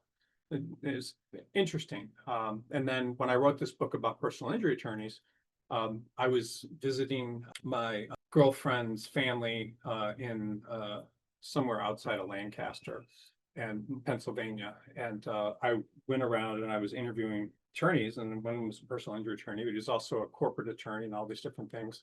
And he'd gone to University of Virginia Law School, but he was in this small town, and he had a very successful practice. And he was like, there's only like a couple other attorneys here, and I'm the best. And I was like, so you can take your bar license and go literally anywhere in the country, or wherever you're, wherever you can work. And there's just so many places, and people don't think about this. They never think about, like, could I work in with my bar license out of this 500 plus cities? They're only looking at the largest places. They don't think about working in Orangeville, California. So I mean, it's like, so anytime you're unemployed or think you can't get a job, you're absolutely insane. You don't need to work as a contract attorney. You don't need to be unemployed. You don't need to not make money with your bar license. Law firms. So just another example here. All these firms, places you can work. There's just pages of them. I mean, how many pages of law firms are there? I mean, there's a lot. I mean, there's like probably like at least 20 in Orville, California, and these are people that are taking their bar licenses, are probably very well respected in these smaller markets. And, and Orville's got 20,000 people in it. So, you have all these law firms in all these cities of 20,000. There's so many places to work, and so many places you can take your bar license and set up your own practice if you want, have a very successful practice area. Okay, this is the last question. I was almost ready to stop, but we'll do the last questions here. I don't remember my Word document I had open. Oh, here we go. This right. Okay, the last question is, what about the patent bar? Yeah, so if you take the patent, in order to take the patent bar, you have to have some sort of scientific background, or mathematical, or life sciences. So there are certain qualifications that you need to take. You need to take in certain types of courses in college. Sometimes people will take them after college and take the patent bar, but you take those classes and then you take the patent bar and you pass. Being a patent attorney is a very good idea. Because it's one of these licenses, but there's not a lot of people doing it. It's more competitive than it used to be, but there's not a lot of patent attorneys out there. So that's something you can do. But there's different types of patent bars. There's there's different types of patent attorneys. There are life sciences patent attorneys, which is very, very competitive. Most of the large law firms want people with PhDs in life sciences. There are hard sciences. So patent is basically hard sciences and life sciences. People get electrical engineering degrees and become patent attorneys and become very successful. So, I mean, there's just different types of, things you can do with a patent bar. But most patent attorneys are able to stay employed their entire careers doing patent because there's not a lot of competition for decent patent. Okay, well, thanks everyone for being on this webinar. I think it was very useful for everyone, and I appreciate, I think it's very smart to learn about this stuff. It can change the direction of your career in life. So I will see you next week. Thank you. Bye.